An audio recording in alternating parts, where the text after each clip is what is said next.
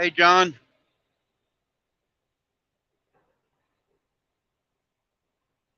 Good morning. Well, it's still morning, I guess. Well, some places it's afternoon.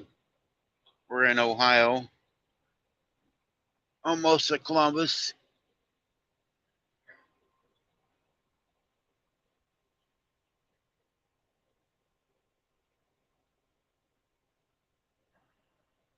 Just getting started. It was, I've been in the shop getting the truck worked on, getting my lights on, clearance lights worked on, and I had to go get them. And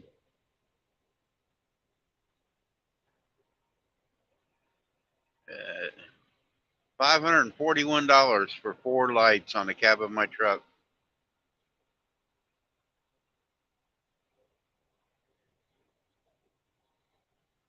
A 922 crappie and barbecue. We're headed to North Little Rock, Arkansas.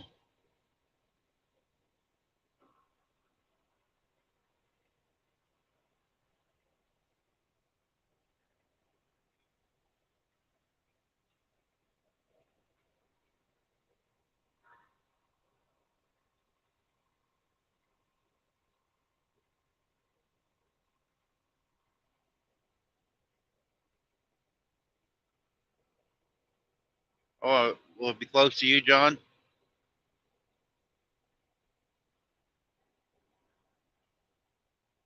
Hi, Beverly.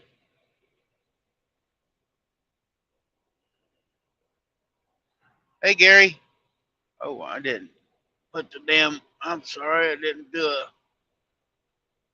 deal. Gary might want to come up.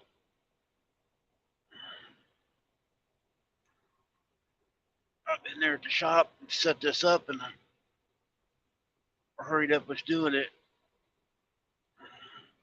Oh, shoot.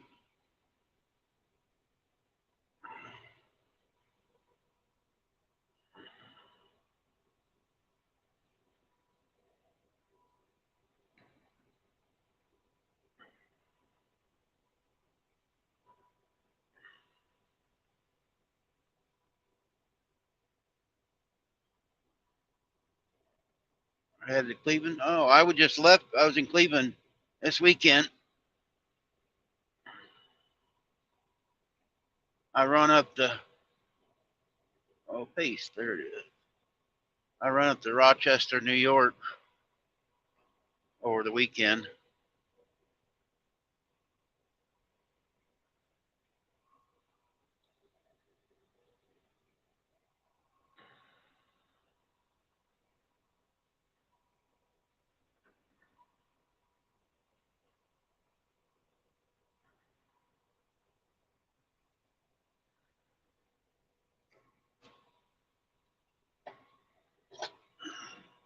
Oh, better slow down. There's a bear.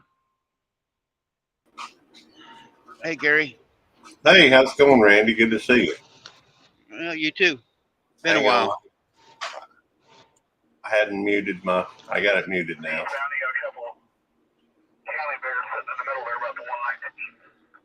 The, everything has its issue, I guess. I've been, well, my mouse, while I don't have the same problems with this mouse as I did the other one, I am still having some issues, I guess.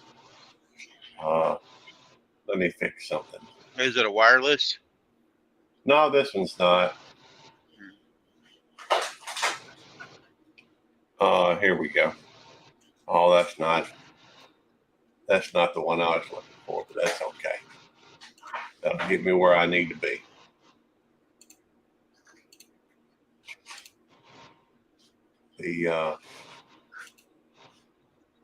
That should, yeah, I'm using yes, Simon over at Yes I Can Barbecues live stream is live stream, or not his live stream, but his playing his playlist. Uh-huh. And so it's just as a background from OBS. And hey, John Oiler Outdoorsman, 922 Crappy Barbecue. I said hello to a few folks, but just to repeat it. Hey, Nightbot. Hey, Beverly Atkins. How many folks you got in here? It looks like 7 right now. Oh, cool. Yeah, I actually was thinking about going live, but then I saw you were on, and I'm not going to be going over. I mean, you know, I'm not really focusing on hours or anything. Yeah. And, you know, in fact, I hadn't been on YouTube much in the last month, really. We'll co-stream right now and get some of your people up here too. Oh, I could if you don't mind. No, go ahead. Let's see. Okay. And we get more in here to talk to. That's true.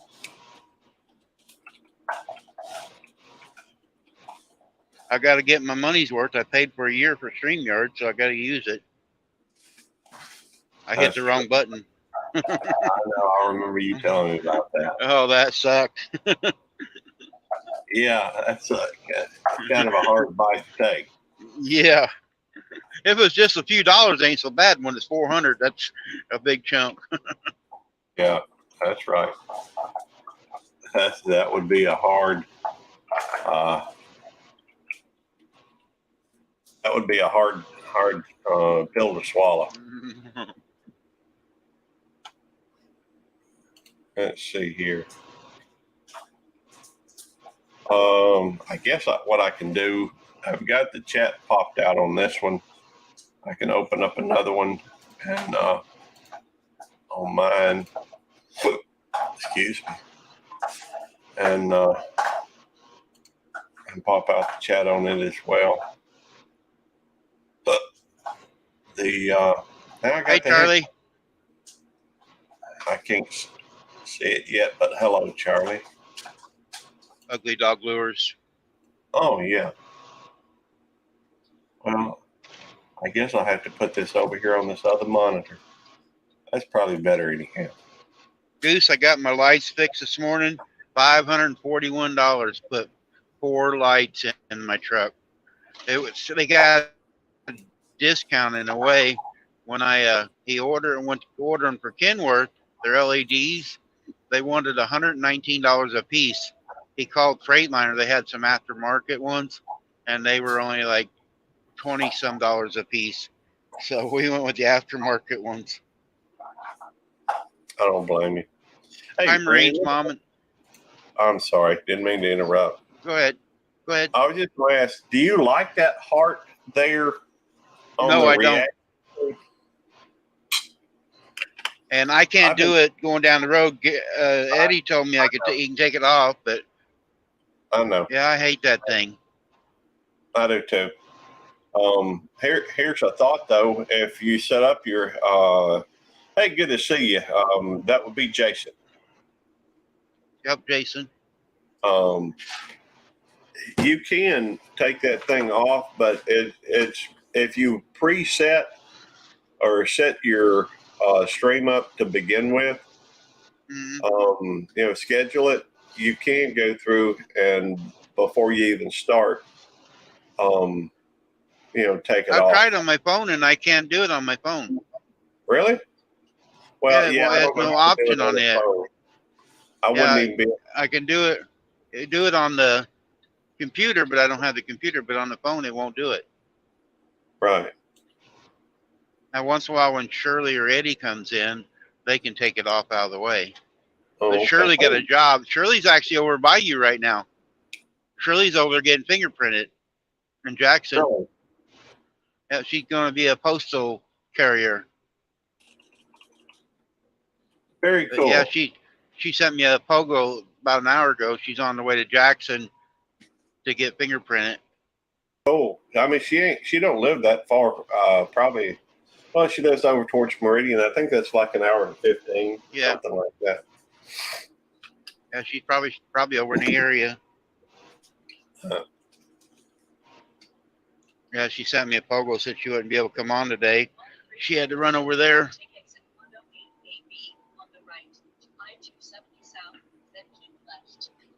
Oh, that's kind of a cute little, thing. But Oh, Ugly Dog like and share. asked how his Grand Bull is doing. Ugly Dog Lures asked how his Grand Bull is doing. I don't know if that's directed at you or not. It's a bull. We got a baby bull now, and it's kind of named okay. after Charlie. I call him Sir Charles because we got Herefords, and they're from England, and so Charlie's going to be his grandpa. But Shannon said he run up and what his mom is eating this morning. Hi, Des. And so we'll have a video shortly. She's going to make a short one, and I'll just send it directly to you, Charlie. Well, hey, Des, and hey, Jason, we've got, we had a meetup this last, in towards the early part of summer. Maybe we'll have another one next year, hopefully. And hopefully it will, if you get a wild hair, come down. Although we probably need to plan something a little bit longer. This was just a lunch and it lasted for a few hours, 2 or 3 hours. I don't know. There are quite a few folks that, dadgummit. Let me go into my thing, go to the studio, and I'll take off the heart, because I've still got the heart on mine right now. And I can't stand that thing. No, me neither. It's annoying. If it was in a different location, it'd be different. Yeah. But right there, when somebody types something, it's hard to read. Yeah. And more than just that, if you're trying to pin a message, or if you're trying to, it's almost impossible to, pin a link anyhow. If you've got a link on there, that would be a better spot for it, no doubt, Chase.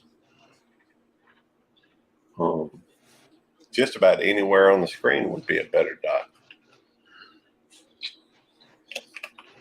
But, they could even. Hi, Nancy. We're in Nancy's town, our treasured home or whatever, Nancy and Stasia. Yeah, I'm in Columbia here, or Columbus. So I'm saying hi to her. She watch later. Hey, Nancy. Mm-hmm. So where are you traveling to today, Randy? Little Rock, Arkansas. Okay. Arkansas is a beautiful place. One of your buddies got me the other day. Who's that? I had a flat tire at one of the DOT men up in Pennsylvania. Oh, I don't know anybody in Pennsylvania. I'm glad you wouldn't like him. He was an ass. Hey, there are a few. Very rude one. I was being polite and everything else, and he wrote me up. It was raining. I just run out of windshield wiper fluid. It squirted just a little bit. I didn't know it was completely empty, but I squirted it once when he DOT me, and he wrote me up for that. And I go, you can see it works. It just run out. How can I tell it's going to run out? Yeah. Well, some people are difficult, or not easy to get along with. I have a tendency. In fact, it's interesting. Sometimes you you kind of have to walk a line, because I try to be easygoing, but because of the fact that everybody's not like me, you run into folks that just have to choose the hard path. Yep. And, it is what it is. And I know there's a lot of drivers that are rude to the cops. I'm not rude to nobody unless they're rude to me first. I'll be polite, and I was polite to him. Doing everything he asked, give my paperwork, and I mean, like right now, and I got a license plate. I put on the new ones, and I've been doing this for towing trailers around for 7 years. And I used to put them on, but I keep forgetting them. And then they'd have to mail it to me. And I started just putting it in my permit book, and then that way if I got stopped, they got it. It shows I got it. And nobody else Yeah. has said a word, but he wrote me up for that too because it wasn't displayed. Some of the guys put it in the windshield of their truck, and he said that's not legal. It's little nitpick stuff. They ain't nothing that's unsafe. What's a license plate on the back of a trailer? How's that unsafe? Yeah. So, Backlash came in. Hi, Backlash.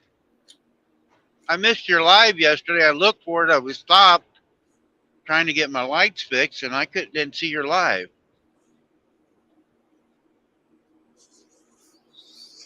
Yeah, I really haven't been to many lives here of late, but I'm kind of getting back a little bit. The only thing is, it's at work. Hey, Verna's place is, Vay's place is here. She's over there by he's over there by Nancy right now. Yeah, I'm not too far from her either. She's over by. I'm not going down by her till I turn south here on. I'm gonna hit 71 and go south. But Verna's from Ohio too. Let me turn this fan around this way. It's already starting to warm up here. It's nice up here. It's only 70 degrees today. That would be Verna's nice. getting ready to go to Qualcomm. Yep. She's a speaker there, Yep. She's one of the speakers. That's pretty cool. We're what was it? Oh, I was going to, let's see. Pest Hunter said, where was it? He says he's worked with a lot of officers. Most of them are chill. Just one or two are not so chill. Yeah. Backlash says don't run over belt loop. I would have to agree with that sentiment. Backlash said Coastal Waters ended up taking over live. Or having cooking live, and she just kind of took over. Well, sometimes you do that,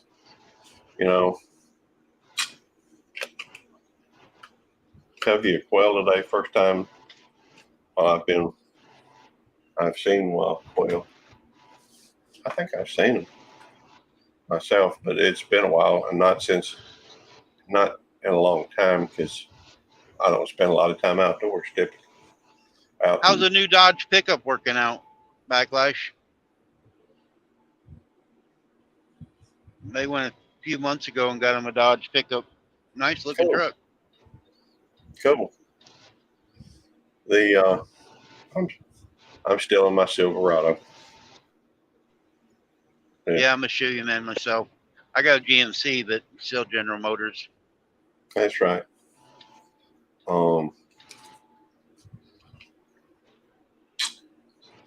2,000 watch hours for partial monetization. Okay. Well, I don't mind adding her on. Just have to check back with me. Right now, I am running a couple of live streams, and I'm not running live streams. I'm running playlists. Backlash, have her come on mine when I'm live like this and co-stream like Gary is, and she don't have to stay. Just have her pop up, and like today, it might be a long one today because since I got a late start, I got to do more today this afternoon, and it might be 3 or 4 hours. And tell her to come on here every day, and we'll work on her hours on here. Just tell her she just has to start it, and she don't even have to stay on screen. Yeah. And it'll run. I got Ugly Dog Lures a few more subscribers last night. He had 1,900 subscribers, so it works. People, I got a small channel, but I help in different ways. So help different people in different ways. So yeah, that's what I try to do. I do too. I try running people's playlists.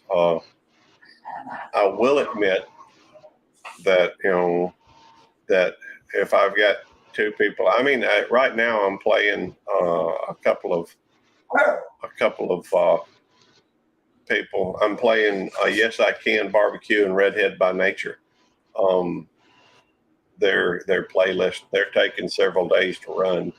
I don't know how long I've been playing Simons, but if somebody's a member of the thing and they let me know of my channel and they let me know that they need some watch hours or something, and I'll go through and watch theirs and over somebody that's not a member of my channel.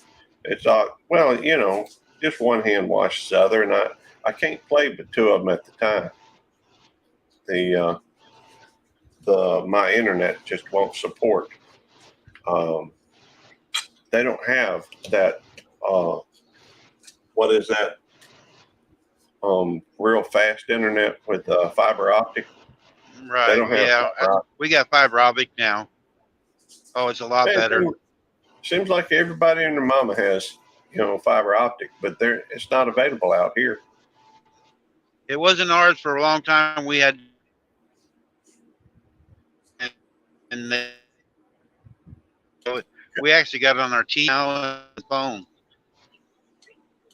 Cutting out just a little bit.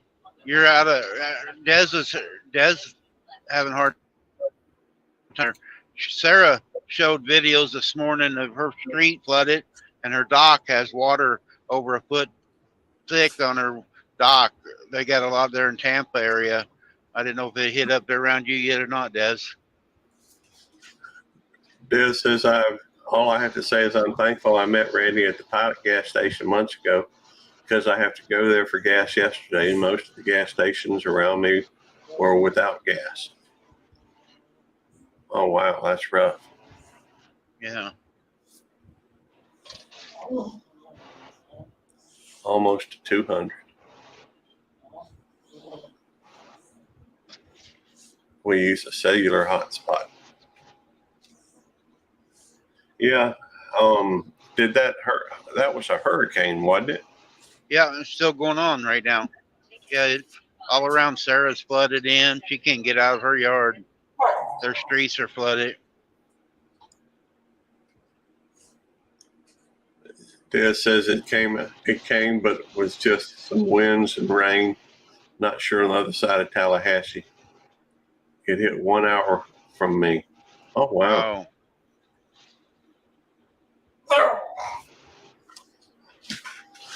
Otis just has to, hear me talking. At least you got internet, Des. You was afraid you wouldn't have internet when things hit. At least you got internet, looks like.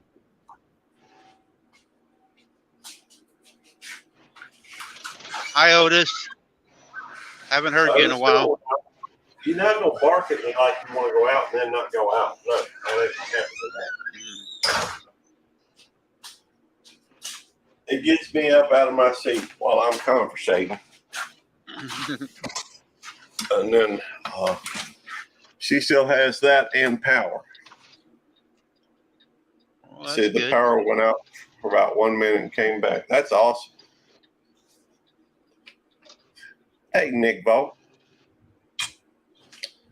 He said, I don't know if it's an Indian thing, but I really want to be a truck driver. I didn't know that Indians typically wanted to be a truck driver. There's quite a few Indians out here. I guess maybe I need to spend more time getting to know some truck drivers. I've got a couple of good friends that are truck drivers, you and Trucker Jay. Trucker Jay. Yeah. I haven't seen him in a while either. Well, I hadn't talked to him. He gets wrapped up in, he's got some health issues that he deals with, and I've been friends with him for like 20 years or something like that. Over 20, I think. But he has some health issues he deals with, and he stays busy with his wife and kid, and then he's also got a card shop in where you got a bunch of different vendors in one larger, like a flea market type. Yeah, thing. I advertise for his cards on here. Oh, cool. on one of my Nightbots. Oh, cool. I got an ad for him. That reminds me, I've got some cards I need to get back over to him. I've had them for a while. I actually have part ownership, I guess, Hi, Paula. in his. Hey, Piggy. Hey, Piggy's Piddles. Hey, Paul. Oh yeah, as many Northern Indians that are truckers. That is why many truck stops you can get great Indian food. I didn't know that in California. There's a lot of truck stops in different places now. The Indians own, and like in Oklahoma, they got two of them right there in Oklahoma City on the north side. They're Indian run, and they got Indian restaurants in them. I didn't know that. Really, that would be cool. Really nice people, and the fuel usually is cheaper at the Indian truck stops. Really? Yep. I use them all the time. Now, a question.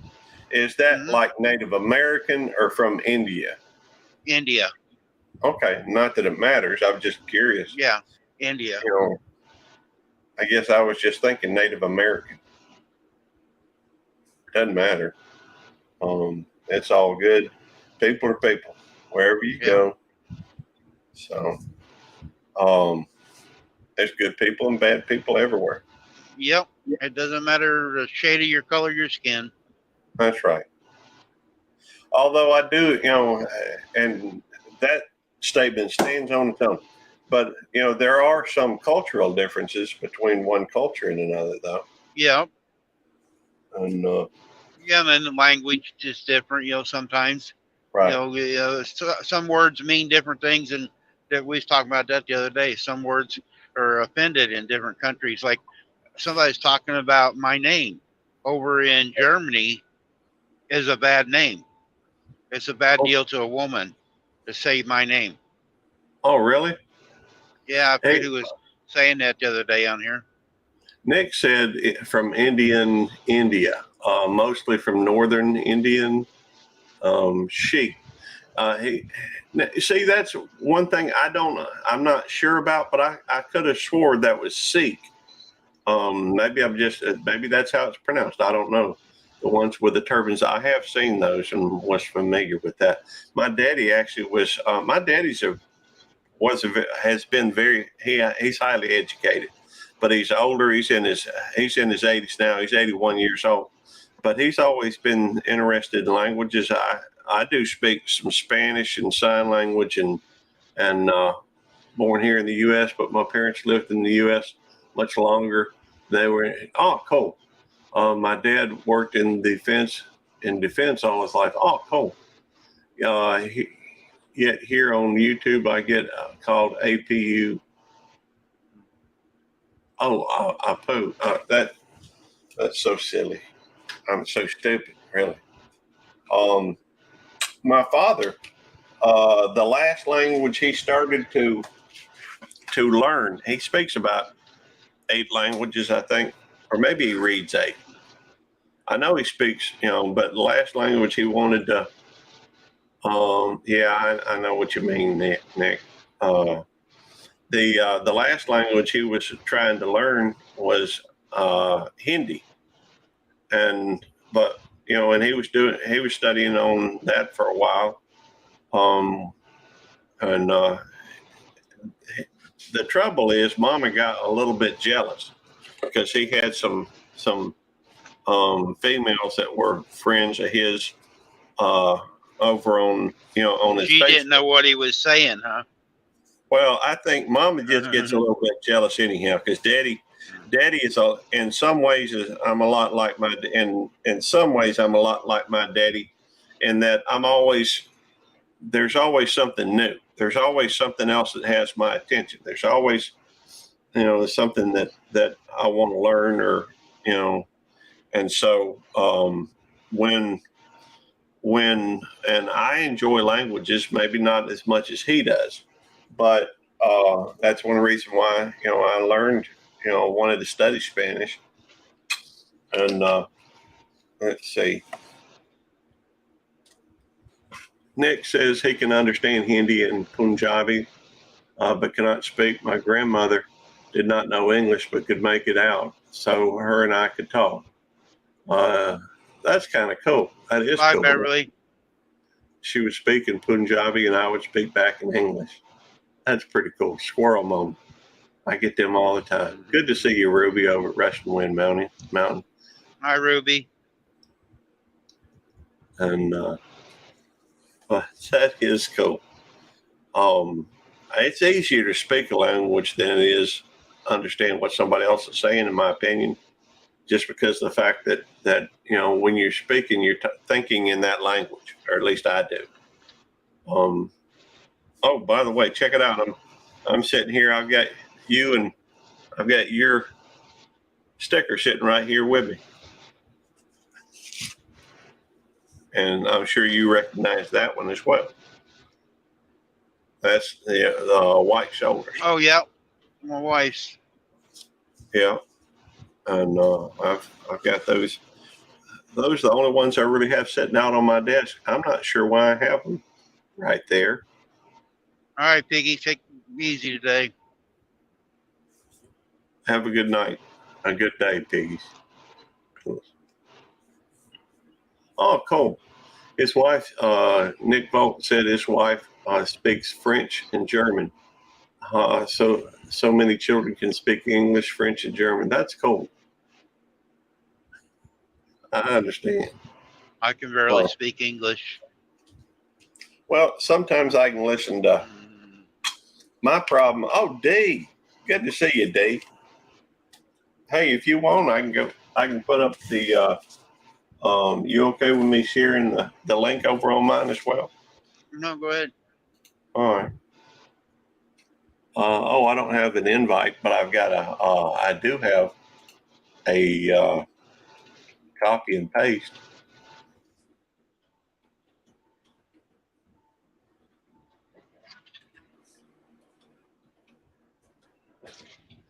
If somebody wants to come up, they can. Pest Hunter Outdoor says, I know enough to order, enough Spanish to order his food where he's, and where's the bathroom. I did a video one time about the 2 most important phrases in Spanish. On a channel where we were talking about Star Trek trivia. I like trivia. I like Star Trek too. I have for a long time. I quit watching, hey, let's see, the problem, I am a firm believer that people have a right to believe or think, or just like the Constitution says, pursue happiness. I'm a firm believer in that. Now that don't mean that I don't have my own beliefs in that, and I watched Picard. I started to. I quit watching it in the middle. Which season? Well, is there more than one season of Picard? Yeah, there are 3 of them. The first one I got confused by. I'm no spoilers. The second one wasn't bad, but I assume you're a fan of The Next Generation? Yeah, I like The Next Generation. And of course, I don't know, Wrath of Khan. Yeah, sorry, call me an 80s kid, but by far that was the best Star Trek ever done for a movie. Yeah. And clearly the showrunner for Picard season 3 understood that. That's all I'm going to say about that.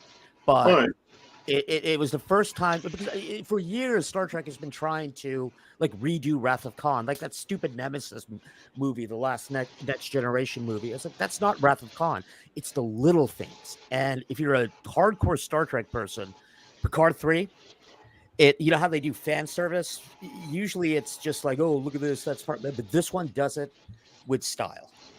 So that's all I'm going to say about it. Well, let me ask you a question. All right. And it looked, and I guess it was season 1, because, I watched. I mean, I've watched. In fact, at one time, I could have told you at least 50 actors that played on Star Trek. I watched several times. I've seen DS9 several times. I've watched the series several times. I've watched the Voyager series a couple times. I've watched. Let's see. What is the one with Scott Bakula? Enterprise. Yeah, I watched Enterprise. I watched the original. I watched The Next Generation. I watched all these. Enterprise got a lot of flack in the beginning. I never watched it when it came out. It was just that was the one time in my life when I wasn't watching Star Trek. But then I watched it online, and I was like, it's actually really good and really good. It really got good at the last season, but unfortunately, it got canceled too soon. Very cool. Got my little Enterprise here, but if you're into DS9, Picard 3 is really good. No spoilers. I'm not going to tell you anything about it. You don't have to watch DS9 to enjoy Picard 3. Like my wife didn't watch it, but it was. How do I explain? So my dad hated it. He's the one who got me in Star Trek. He hated it, but he's also older and not like me. A 45-year-old man still playing with toys, but. Picard 3. You got to watch it. Hurry up and watch it. We can talk about it. Let me ask you this: Do they still have? The fellow that was playing Picard? Oh yeah, of course. Okay, because it looked like they were, it looked like they were going to because of his whatever disease it was that he had, that they were going to be transferring him into an android body. Yeah. So since you know about that, we can talk about it. That was kind of dumb. Well, that's the part that is right there is the part that I quit. I absolutely quit watching it. And the reason for that is because in today's society, don't get me wrong, I believe that people have a right to think and dress and live the way they want to. But to me, it was almost like they were trying to it seemed like they were going along with the current trend in Hollywood of seeing what's fashionable. And hey, I've got friends that are gay. It don't bother me. I don't care. Why don't we just say it? All of that woke shit. Yes, that woke shit. And I can't stand that being shoved down my throat all the time. I'm with you. I mean, most people, at least on YouTube, would consider me a liberal. I don't give a shit what people want to do. Sorry, am I allowed to swear? Right. I didn't mean to swear. That's it's not my. It's talk with Randy. You guys okay, Randy? Sorry, I'll control my swearing. But be good here. I got a lot of kids come in here, so okay, I'll stop. It's funny. When I am on campus lecturing, I tend to swear a lot in front of my students. But after COVID, we now have a couple of online classes, and I've really learned to control myself because the online students, they might have other people in the room. See, on campus, I'm God of my domain. But okay, so I won't swear. But and I mean it's so difficult. We can't even talk about it because we're so afraid to be called, homophobic or this or that. The writers of Star Trek, starting with Discovery, it was so disappointing. And once I started noticing, like, there are only women in the corridor, all of the men are sort of infantilized as, somehow they can't do their job, which that was never what Star Trek was about. There's this great episode of the original series. It's the one where Abraham Lincoln comes back. And he meets Uhura, and he uses the term to Uhura, which, here in 2023, I can't really even, I can't even say it in an academic setting, but he says something which is offensive. And you know what Uhura says? She goes, "It doesn't matter. Those are just words." Because in the future, none of that should matter. It doesn't matter what you look like. It doesn't matter, how you dress. It's just we accept it. So there's no reason to highlight it. Like, why is it a big deal? Why is it a big deal? Especially considering we live with alien cultures. But yeah, they shoved all of that down our throat, which I get really annoyed with Hollywood, especially with people like me. It's like, you don't need to tell me to believe that. I get it. yeah. And that's what I always loved about Hello, Star Trek. Michael. Hello, Backlash. Sorry, you can tell me to shut up if I go on a rant, but and I'll be right back. I just like to notice everybody coming in, because people in chat are just as important as the people on the screen to me. They're taking the time to come in. I can't see your chat. Missouri Outlaw, Randy. Let me join your channel. Yeah. This is. I mean, I am in total agreement. I don't care. There are some things in life that, for example, I'm watching this series on Signs of a Psychopath. Obviously, I am a police officer, and stuff like that I find interesting. Obviously, it's horrible what some of them do. Mm-hmm. Well, all the ones that are, killers and what have you, obviously I disagree with all that. But one thing that they do point out on there, good to see you, Jason. Good morning, Hey, or Jason. midday, everybody. Hello, Nick. Hey, what's up? I'm sorry, go ahead. I actually just CNC just come in. I'm just saying hi to her. ACNC. John Oliver, there's this name I haven't seen in a while. Yeah, I've got to start adjusting the way I type on here, because when I say sup, every time Randy's Nightbot says, "Welcome to the stream." So, anyhow, hey Jason, finally get to see you. Yeah, no, I'm gonna go get some coffee. Cool. I need some. I ain't had none yet. I need some too. One of the things. Oh, I forgot my point. I'm talking about police officers and sociopaths. Oh, yeah. One of the things that they point out on the show, and that when they start talking about female sociopaths, is that there's some striking differences between the males and the females. And that being that typically male sociopaths that are murderers tend to focus on strangers, people they don't know, while female sociopaths tend to, kill the murderers or those that kill people that they know. Interesting. And so, what is the show called? Signs of a Sociopath. It's on Max, which used to be called HBO Max. I have added that to my watch list. Sorry, I had to cover that up. But I was just talking to a colleague. There was a study out of the University of California, Irvine, that it was like 70% of college professors show psychopathy and sociopathy. It's like somehow they're attracted to the field. Yeah. And I was like, uh-oh. I hope I'm not one of them.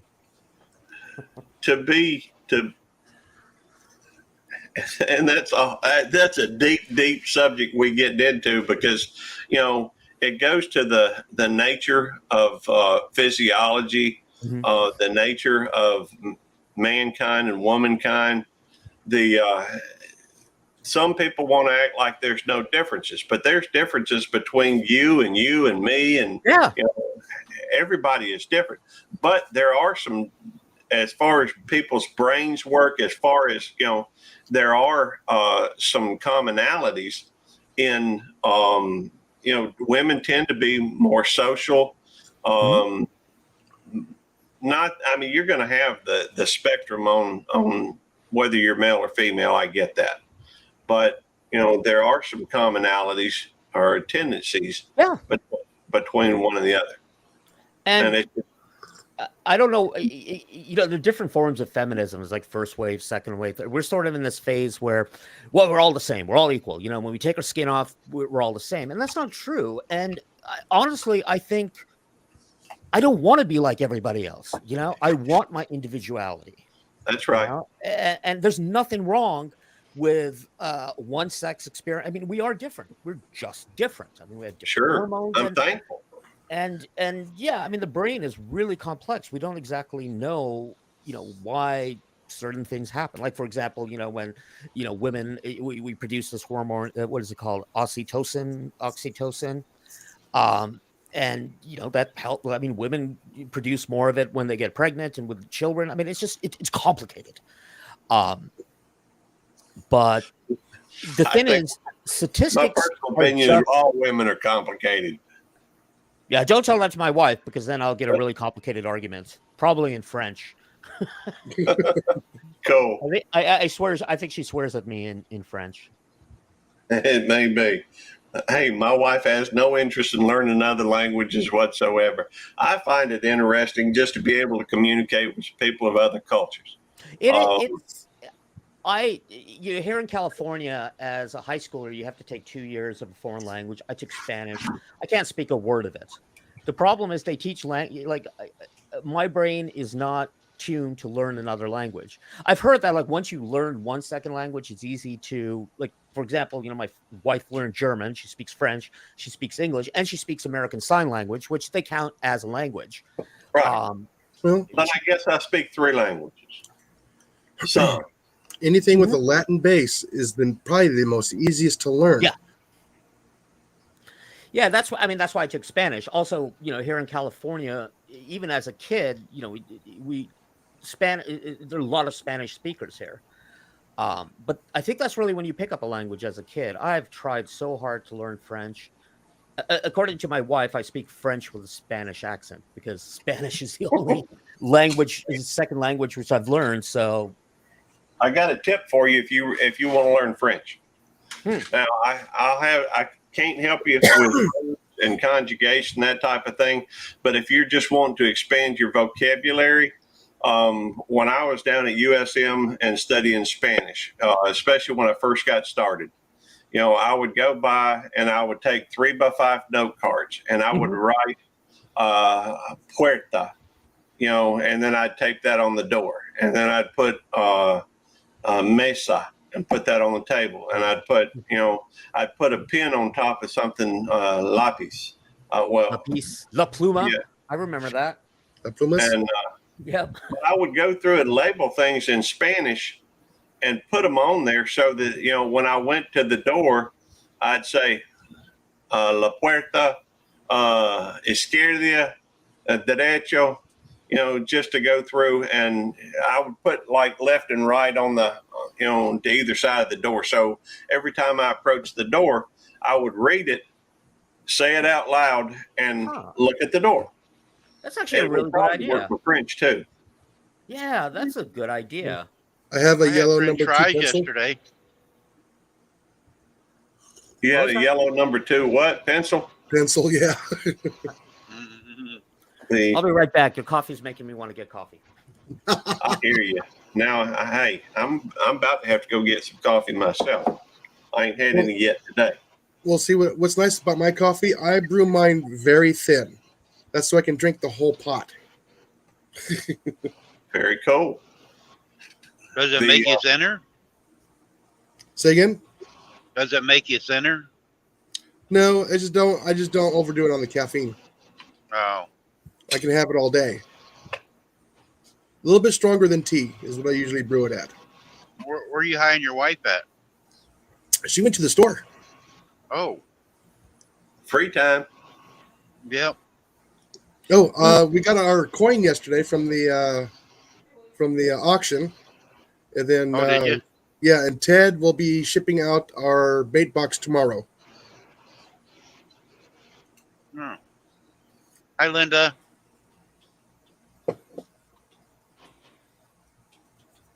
Yeah, so Al's Outdoor, from what I heard, that auction did do very, very well. Hey, I'm gonna go and get me some coffee. I'll be right back. Alrighty, Okay. I'll hold it up here. Hey. Ooh, excuse me. So you enjoying your day off? Yeah, I gotta go set up the sawhorses here in a little bit. I got a R&R parts on a mowing deck. That'll take me about an hour.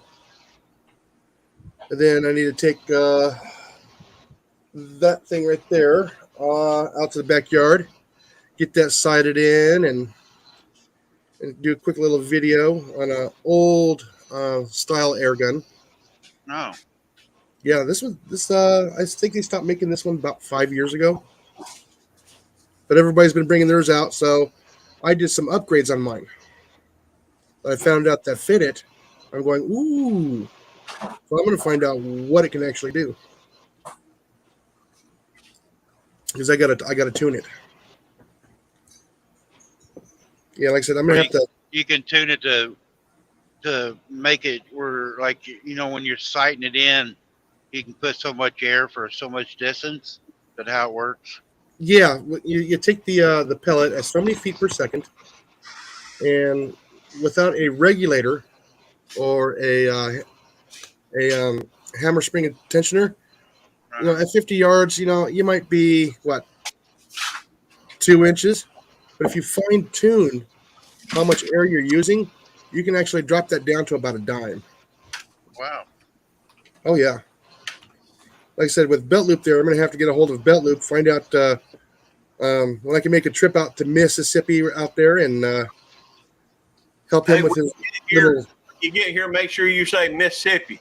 Skip Mississippi? one of the syllables. Mississippi, yeah, just so it'll sound like you're from here. Yeah, with my teeth closed, yes. Well, I don't know about your teeth closed, but hey, around here you ain't even got to have teeth, I reckon. I'm just joking. Yeah. No, like I said, if I end up going over there to help you out, and you can check out some of the stuff that I have, we're gonna have to set you up a bait station. There we go. Yeah. What's a bait station? Well, that's when you have a feeder that has a really good backstop to stop the projectiles. So you actually bring your pest into a safe area where you can pick and choose which ones are the pests that you want to get rid of, and which ones are not. Oh well, man, we need to talk. Oh yeah. Thank you for coming in, Marines and Army Mom. Always a pleasure. Yeah. So yeah, like I said, this is something I'm gonna have to set up. It's getting in towards the colder months, so if you want to, if anybody needs to, wants to know, there's a channel out there called the Squirrel Hunters Channel. Okay, he is in England. They are in a battle to get rid of the gray squirrel because it's killing off all of their native red squirrels there. They're damaging crops, damaging trees, and they're not supposed to be there. It's an invasive species. What was the name of the channel again? The Squirrel Hunters Channel. I said, Nick and I are friends on Facebook. So. Wait, we are? No. The Squirrel Hunters Channel, and he's in England. His name happens to be Nick as well. I was like, it's only us old people now on Facebook. Oh. I mean, yeah, him and his buddies come up with a good way to actually get the squirrels. Bring them to a safe spot, same distance every time. But like I said, you can do the same thing with rats and mice because I do it here in my shop. Whenever I have the rats and mice in the shop, they're after the dog food. Mm-hmm. Yeah. What about a cat? Let's get a cat. Oh, we got one. Get him. It hasn't cut any yet. Yeah. We've got a cat that has, it's just a little kitten that has showed up at our house. I'm highly allergic, so there ain't no way that cat's going to be able to get inside. But my wife has taken I guess it's a feral cat, but my wife will pet it in the morning. It's gotten so used to my wife because she gets up like at 5:30 in the morning or something, and but she's always telling me about that cat and what that cat did. What's up, Big Matt? This is Stan. So another channel is the Ed Gunleshy. He's had hundreds of thousands of dollars done in damage between him and his two neighbors because of squirrels. So he started removing the squirrels. Okay, I got a serious question. I've heard this before about squirrel hunting. Like, here in California, we have squirrels all over the place, but they just do their thing. Like, I have them in my backyard. They just run back and forth. They don't do any damage. I didn't know that squirrels could do that. Oh, yeah. Listen, there was a school up in, what was it, Pennsylvania, somewhere up in there, several years back, where the squirrels got into the attic space and the top of the roof, and they did about $400,000 worth of damage. Wow. Yeah. You like chew wires or like chewing the wires, the AC condensers, all the lead on the seams of the roof, because it happened to be some weird roof where the downspouts are, and it started leaking into the walls, caused wall damage, mold. It was an unbelievable amount of damage. Wow. I didn't know they did that. Oh, yeah. Like I said, I had to eliminate some of them from my house when I first got here because they were living in the house. Wow. Oh, yeah. Yeah, like I said, the only time I see them is they'll run across the wood fence. And you know what? They do hang around, at my work, both at campus and my other job, at like the food patio.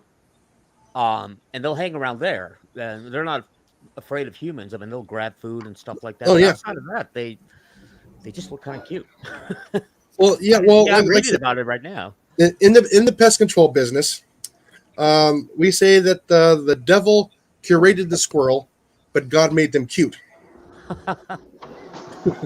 Here we just have. I mean, the rats will do damage. Oh, yeah. Mice. Believe it or not, chipmunks cause a lot of damage too. They'll undermine patios and stuff like that, and they'll dig it out because they'll create burrows. Then after a while, it'll actually snap and sink. Here, our huge pest is termites. Yeah. They're the subterranean. Yeah. Yeah. What part of Cali are you in? Southern California. Okay, I grew up in Lancaster. Oh, okay. Yeah, I'm in Orange County. Okay. Where there's no more orange orchards. No more orange orchards, and I grew up in Laguna Niguel. So okay. Yeah, I'm in Southern California. I actually, after college, I left California, and then that's where our family was, and they all went other places. I came back because I love the weather here. But termites. Oh yeah, the subterranean termites there are pretty bad. I mean, I got my house tented about 3 years ago. And, oh, that was costly. Oh yeah, but again, it's they just come back. I found the droppings in my garage again. Fortunately, our pest control person, it's got like a 10-year warranty, so they'll come back and get rid of them. But yeah, you just gotta keep an eye on those tubes, especially if they're gonna be hanging from the ceiling, coming up from the ground, coming up the sides of the concrete of the outside of your footer. Mm-hmm. That's where you gotta watch the most, or even cracks inside the footing of the house. You gotta watch those little tubes. We have actually we were going to replace it, but then of course COVID hit and it was impossible to get contractors. It's about at least 10 grand worth of damage that needs to be fixed. Like if I ever had to sell this house, I'd have to fix all of that beforehand because you can see the tubes and it's a mess. But and it doesn't matter. I mean, you tempt them. It's not like it prevents them from coming back. It's just they'll come back in. These hot, when they swarm. Yeah, that's another thing they can do is they can go around every 4 feet around the house. They'll put in a bait station around the house. Those little green cups that you see with the little green caps in the soil around the house. those are actually going to be monitoring for termites. And your pest control provider actually has to install those. And those what they use to monitor, when they come by once a month or every 2 months, wherever your service is. Huh. I need to look into that. I'm going to ask my pest control guy. It's funny. We don't have any rats or mice anymore because we have a cat. But Stan, our cat, hates insects. Here in California, we'll get like a little, little crickets that come in, and of course, daddy long legs. House has 0 insects in it. He hunts them he's a freaking killer when it comes to insects. Oh, the cat's bored. Something to play with. Mm-hmm. Because I'm a little bit of a what do you call it? A little bit scared of the spiders. A little bit scared. Arachnophobe. Yeah, and I used to get so angry. Like sometimes they'll show up in the shower because they want to get water, and I'd have to wake up my wife because she's not scared of spiders. I'm like, my God, what am I supposed to do?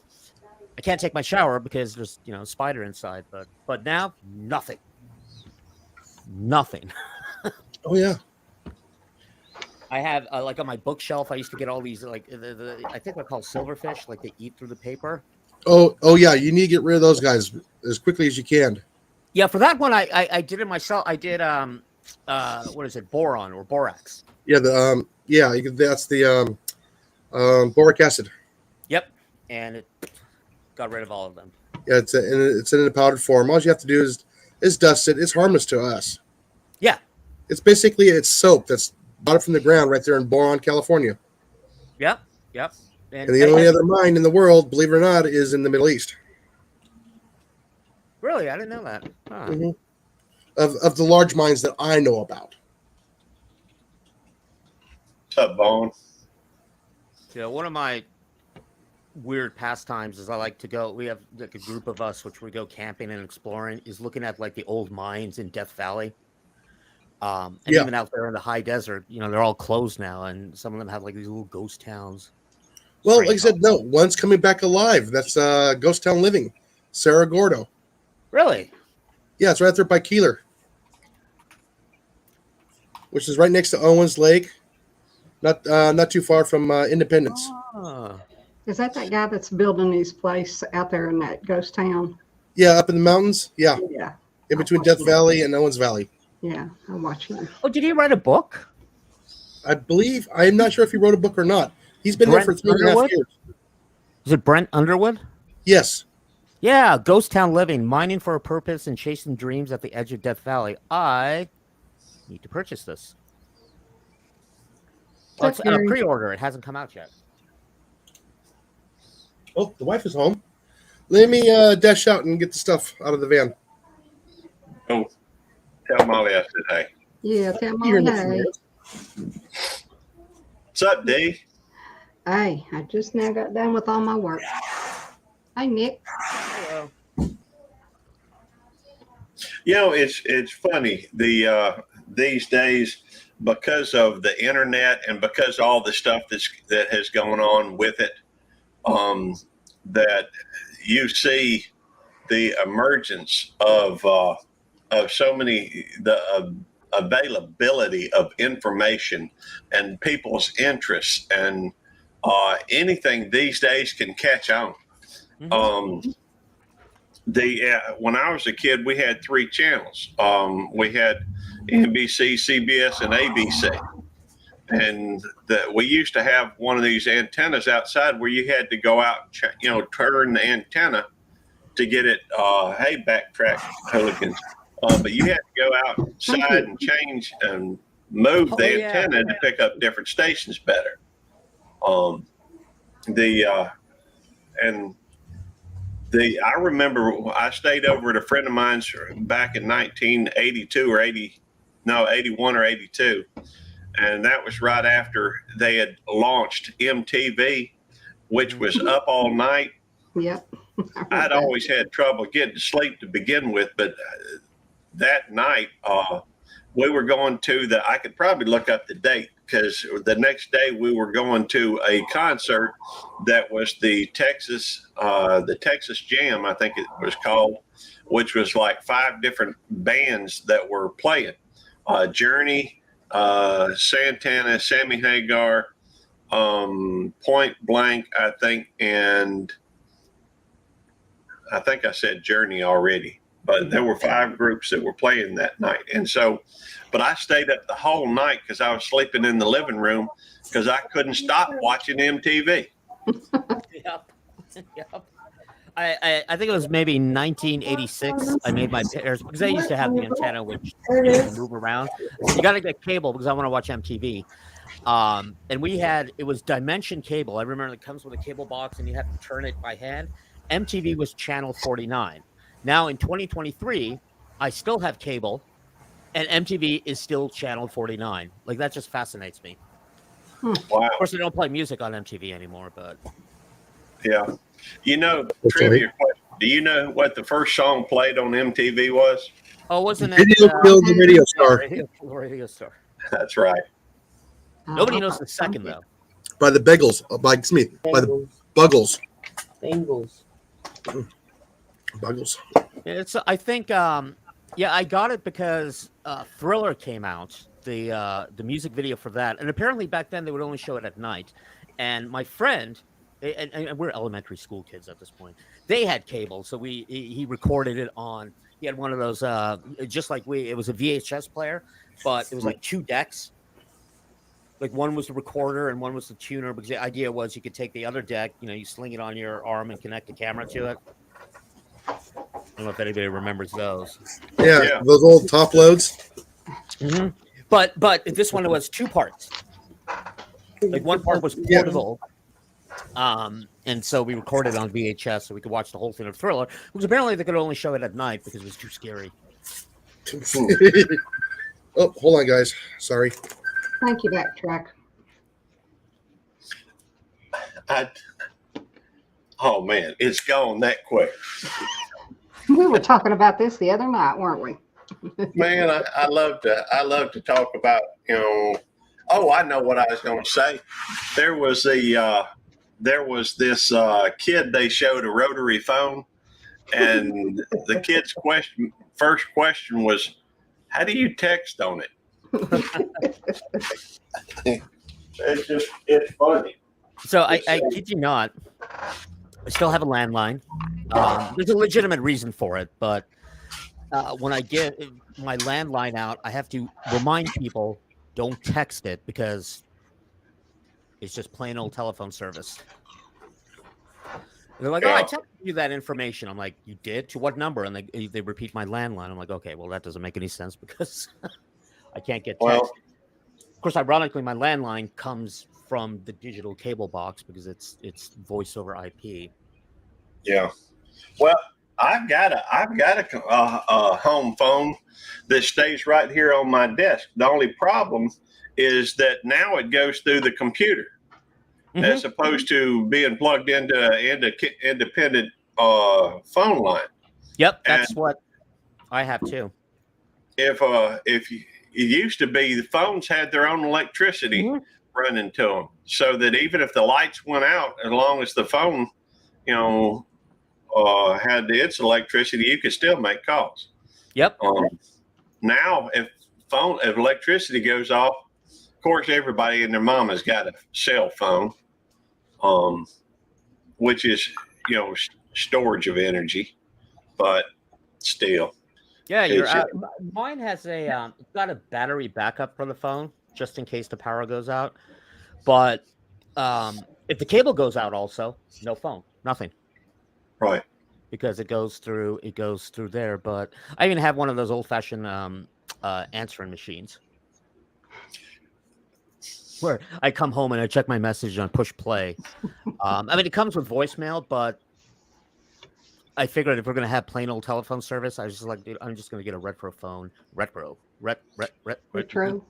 Yeah. We have this great place where you can get all like old timey stuff, and I'm looking for one of those '80s cordless Sony phones. And I'm gonna get one of those. That'd be cool. talk about old stuff, I was just looking at. I've got some little bitty. I guess they call them 45s. The old records, and some good songs in it too. I was looking through it last night, or technically this morning, and it's neat to you see one of these records and you remember the song and I like a lot of this that old stuff. It brings back good fun memories. I took and now I try to find old records which I used to have, because when I was a kid, my dad was all into hi-fi, and so of course I wanted to get Duran Duran, and all my friends got cassette. My dad's like, no, get the record and then copy it onto cassette for your Walkman. So I found those, and you know what I did? I framed them so I could put the album and then the record. My friend just released a CD, and I was like, dude, I can't play it. I don't have any I don't have any devices in my house or my car that can even play a CD anymore. I mean, everything is online. Oh man, I actually have I found when I was searching, I've been doing a lot of cleaning, and the other day I actually found a CD player for my truck. I found, of course I've got a CD player in my truck. I've got, but I came across a lot of cassettes. I don't even have a cassette player anymore. Yeah. I still got some VHS tapes, and as far as I know, there ain't nowhere you can buy a VHS, player. Yeah, I mean, there's some services which will transfer it on to, well, even like DVD. Like I don't even have a Blu-ray player or DVD. I don't know why I have this. It's from high school, and so I'm trying to see if it will still work so I can play my friend's CD. Is that a Pac-Man? No, it's a portable CD player. Very cool. And because in high school we'd go on like trips and stuff like that, and I was like, I replaced my Walkman, and I don't know why I've been carrying this around. I just found it in the garage, and I was like, okay, I can play your CD, but I don't think it works anymore. I think the laser's misaligned. I bet you could take a CD I guess it depends on your computer. A lot of computers don't have, Oh yeah, my computer doesn't even have a CD player. It's all online. My new one doesn't either. I wish I'd have got them to put one in when I was having it built. Although I don't. You can buy like an external CD drive. They're really cheap. They're, I think under $20 on Amazon. That reminds me, I've got stuff. I don't even watch DVDs anymore. I've got tons of DVDs, and I've got a DVD player, but it ain't even hooked up to my TV. Oh yeah, same. I think my wife has a Blu-ray player, because I have this whole audio-visual thing in the living room, and when Blu-ray came out, I was like, I have a Blu-ray player. I had the shelf of all these Blu-rays, and I sold them all. It's all on the internet now. That's cool, Linda. I've got two. Yeah. And I tell you what, though, I am thankful for, the fact that some of these services like YouTube, I've actually been able to find a bunch of old, I hadn't been, I just hadn't seen in forever. I like watching some of the older stuff. Oh yeah, YouTube. That's what I love about YouTube. It does have all the stuff. Even I've even been able to find music which used to be on CD, but it's long out of print. But somebody's got it on YouTube. If you search hard enough, you'll find it. Yeah. My little even some of the obscured music too. Yep. That's what I look for, because here in California, they used to be a lot of these like punk industrial bands, and they'll do like a self-release, which it's some of them were good, impossible to find. Search on YouTube, there it is. Yeah. Awesome. Like I said, good luck trying to find a Dos Gringos CD. Mm-hmm. You won't find it. You can only get it on YouTube now. That's interesting. I don't know if I've ever heard of Dos Gringos. Oh yeah, some military guys up there at the Luke Air Force Base. Some pilots decided to go ahead and throw a little band together. They started up a little restaurant while they were stationed there, and they did pretty well. And yes, it is military music, so yes, be warned, it is foul language in there. Hey, Jason, it's good to finally see what you look like. Oh, Tell Molly hey for me. Yeah, she just quick ran inside. I think she went to use the bathroom. She's gonna get online here in just a few moments, so she'll probably pop in here. And then I'll just put mute on mine, so you'll be able to hear me over her side. Because then we can use the speaker that's hooked up to her laptop, so then I can hear everybody a lot easier. Well, I got to get back to work. It was good talking to you. Good to see you again. Alrighty. Please, tube. I'll probably be lurking in the chat for a little bit. Alrighty. Nice meeting you, Nick. Later. Good talking to you. Good Nice meeting you all. too, D. Nice to meet you too, Jason. I always hear Jason, but I never did know what you look like. Oh. I think I think I could be wrong, but I think one of the first times I saw Jason was over at Backwoods Misfits. Yeah. That and then I met Devil Dog through him. Yeah. Well, that's interesting. Did you meet him through Steve or through me? I met him through Steve. Don't say. Well, I would just, because I don't think I know Devil Dog don't go over there a whole lot, but it just happened to be that random one night. I've spent, I like Steve. I go over to his live stream from time to time. These days, whenever I do go to a live stream, which ain't very often, but a lot of times I'll drop in and just, usually lurk. I got burnt out for a while, and to me, it was getting to where YouTube just wasn't fun, and so I'm kind of getting back to where. But even then, things are changing up at work, and they're I have taken a rather lackadaisical attitude, up there, and been kind of laid back, which means that even before that, I guess even while I was doing that, they gave me time on YouTube. But these days, I'm taking more of a firm hand, I guess you could say, and spending some time, more time, I guess multitasking at work, going out on the grounds, doing some work up at the gate, and doing some out on the grounds, and I'm just not having as much time, I guess, for YouTube, and I don't think they like me doing that spending time on YouTube anyhow. But at work or on your personal time, or both? At work. I mean, it's never been an issue as far as while I was at work, but at work, oftentimes there's a lot of boredom. Oh yeah. And so, I mean, with my job, most of what I'm doing is waiting for somebody to call. And only when, what we do is basically pretty much all the time is just respond. And if there's nothing to trigger a response, there's nothing to do, or not much. Now I could, and I've never been the type to really micromanage.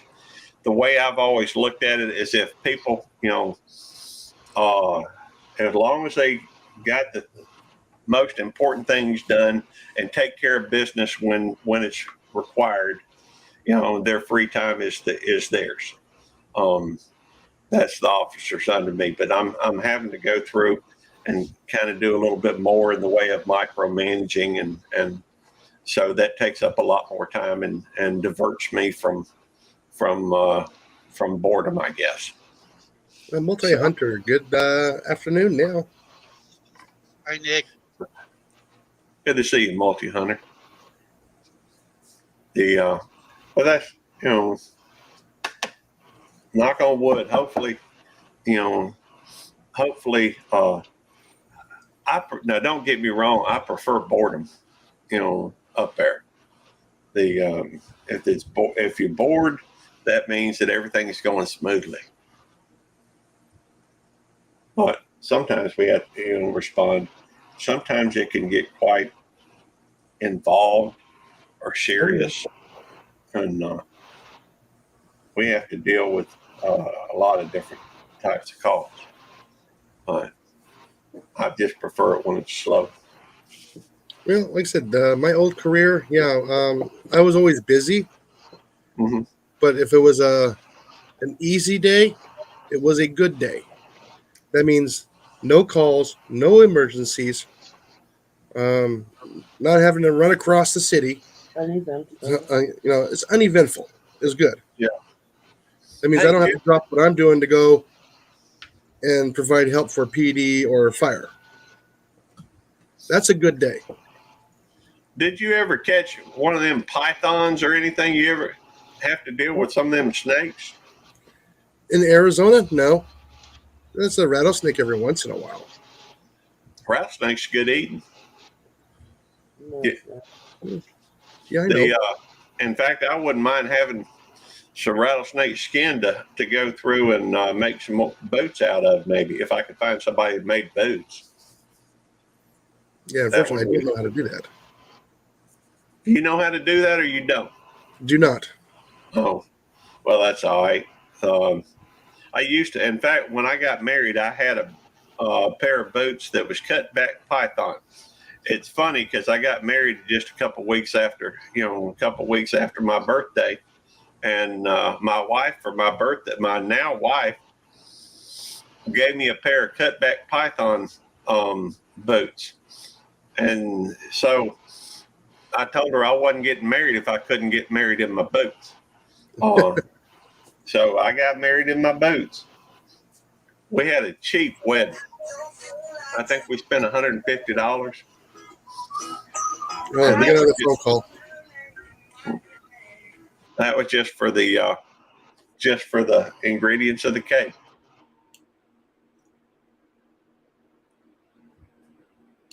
I'm sorry, Dee and Randy. I talk a lot. Y'all know that You about do? me. I haven't noticed it.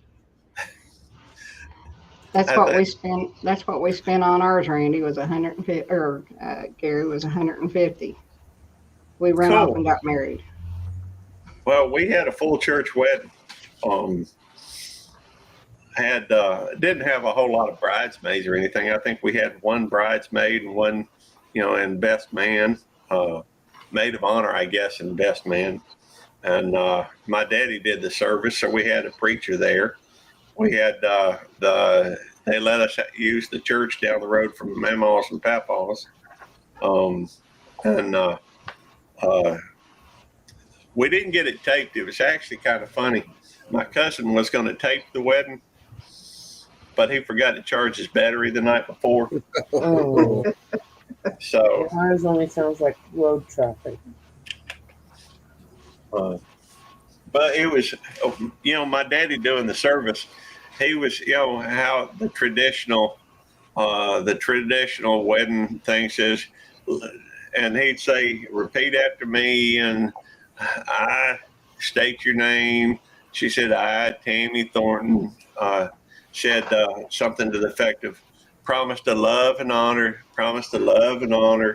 cherishing something." He got down to the part where he said, "and obey." And well, that is traditional, and I think it's biblical too. But anyhow, that's beside the point. It ain't like Tammy ever, obeyed anyhow. She did. Although she stood there after Daddy said "and obey," and Tammy just stood there for a minute. It's like, is she going to say it, or she ain't going to say it? Are they getting married, or does it all stop right here?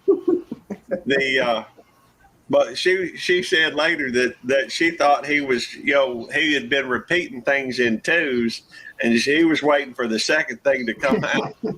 So it looked like for a minute, oh, that was a funny day. The fact is, my brother Tammy had taken the car to go up to the church and get ready and everything, but we only had one car between us, and my brother was supposed to come pick us up, and he forgot to pick me up. So I was late to my own wedding, and But I got there, and I'll be honest with you, we used to fight like cats and dogs. I don't even know why we got married, other than I knew that Tammy wasn't like the other girls.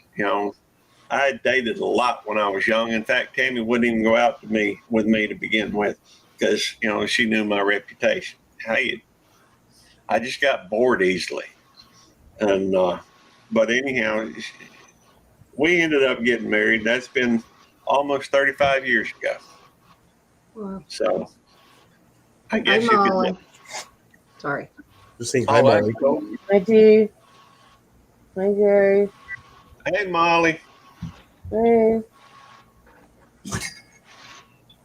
I guess I need to refresh my browser. Or Refresh my coffee. Molly, did you get us something good at the store? No, just necessities. Pumpkin seeds, huh? Oh, no, I've already got those. Oh. Coffee Oh, creamer. I haven't talked to you, Molly. I got me an ice maker. Oh, did you? Yeah, when I was home. is it It's a crushed ice? countertop. It's a countertop. No, it makes little round ones with holes in them. Okay. I've seen those. Sold those. I love my ice machine. Oh, yeah, this is awesome. Hey, Yeah, we on was in that. Walmart running around, and me and Shannon was in the appliance area there, and she goes, "You want an ice maker? There's one right there." And I go, "Yeah, I want one." And so she grabbed it and put it in the shopping cart. Very cool. Well, we don't have that countertop. We actually got the one that Yeah, supposed to no, she fit. told me about it. I mean, Yeah, yeah, as long as I don't have the you keep it room clean. for it. There's only the two of us. We don't use that much ice, really that No. often. But so it works good for us. We fill the refrigerator up, and it actually recycles what it does. It don't keep the ice in the ice maker. It melts, and then after it melts, it runs back through. Nice. It takes about 3 minutes and has enough for like 3 glasses. Yeah, like I said, ours can do up to 110 pounds of ice a day. Wow. I think And, this one does 20. It says, I think, or 25 pounds. Well, see, before we got the ice maker, we were going through 4 bags of ice a week at $2.50 a bag. So yeah, it gets expensive quick. So we had the 20% off at work, and we just happened to see that. That just happened. We It just happened. researched it. Yeah, we were researching it, and we found out, I can get it through work. I get 20% off on it. So we literally just pulled the trigger and got it. What kind is it, Jason? It's the Vivor. Oh, yeah. Vivor's good. They make good appliances. Some of the stuff you the first one you might have to take back, We're and we had to do that with that one. And I'm trying to find out which one we got. But we didn't have any troubles getting it replaced. No, it was quite easy. That's because we had our receipts and everything else, and it said always save your receipts.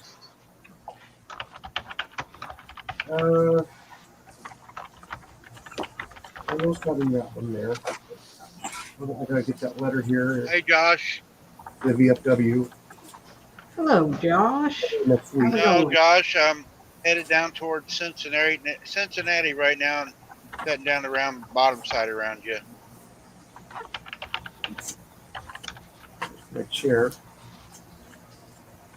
I know it's in there. Or delete it. I didn't leave it in there, did I? 68. I think I did. I don't think you did. Oh, Josh. I My like it. paperwork back. But the only thing I do put back is my paperwork. I got married in jeans.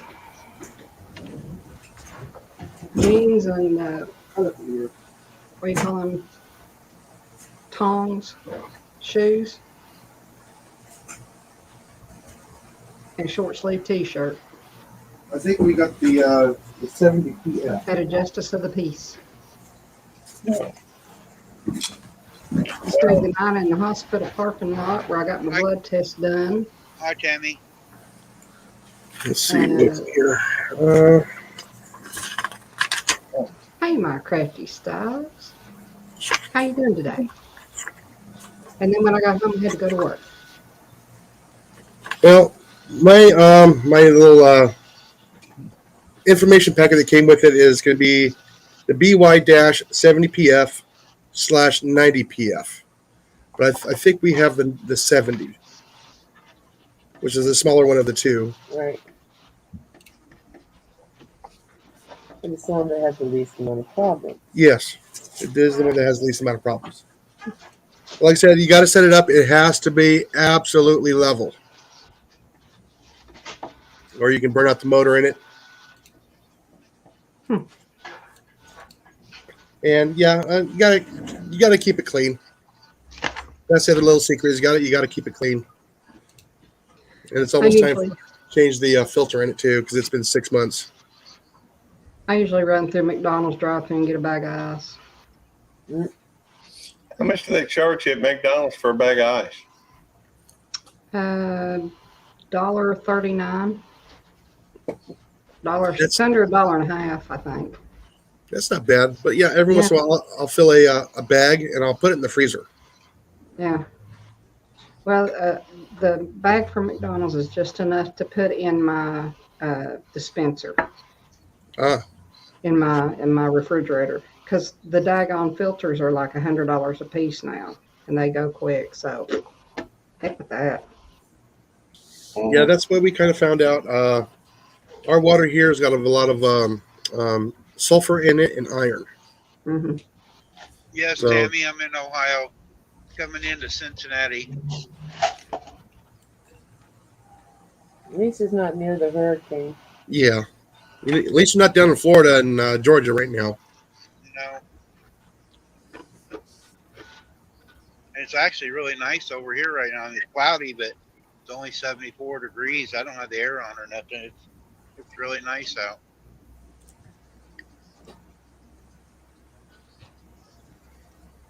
I was watching that. I can't remember his first name, but it's Hall Y'all. Yeah, Ryan. Ryan Hall. Yeah, Ryan. Hall. Hall, yeah. I watched him all morning. My gosh, he's accurate and had people everywhere. Oh, yeah, I And picked him up just before we went on vacation. Yeah. So we watched him quite a bit. They had people in the storm and outside the storm, and All the strategic cameras. yeah. Sit there and watched one area, Keaton Beach, I think it was. I think that's what it was. And there was this pavilion, and early this morning, I think it was 5 o'clock, I started watching, and there was no water around, and there was no problem, no storms or nothing. By 7 o'clock when I got to work, it was halfway up the pavilion, and then within the next hour or two, the pavilion was gone. And then within the next hour, the camera went, but it weathered a whole lot. It was crashing on the camera before it finally, petered out. But Yeah. cool. Yeah. Yeah, like I said, I was early May, just before we left for vacation to go up to Iowa, is when I stumbled across him through Reed Timmerman. And I noticed that he was popping up a little bit more often and often on my YouTube analytics to check this channel out. So I clicked on it while it was live during the storms up in the Dakotas. And Reed was one of the guys chasing. I don't know if he was one of those there today or not. I remember Brad. They had a young lady there in one of them. Yeah. She was so funny. You could tell she wasn't used to being in a hurricane. No, she's used to driving after things. Oh, her facial expressions and stuff was so funny. But yeah, it looks like everything's up in Georgia now, mostly. I can take a quick look here. Shoo. Let that page refresh. Oh yeah, it's almost all of it's up in Georgia now. The main eye wall is up in Georgia now, and it has opened up considerably. Looks like um, Peaceful Des is doing good now. She's got maybe just some cloud cover. I don't see any rain on her area. When is she gonna power back on? She said it was only gone for about a minute. She was in. Des was in here earlier. Yeah. Let's see. There's still a little bit of rain by Perry area, and let's see. Looks like we can still got some storms down there by the just south of Tampa, Florida. There's some pretty good lightning going there. Now, isn't that Perry where it really hit good? That Yeah, Perry it County? caught that. It caught the north side of the eye, the Yeah. northwest of the eye as it was going by. They got dumped on with a lot of rain. I do know of a channel I watched there called the Phillies Country Life,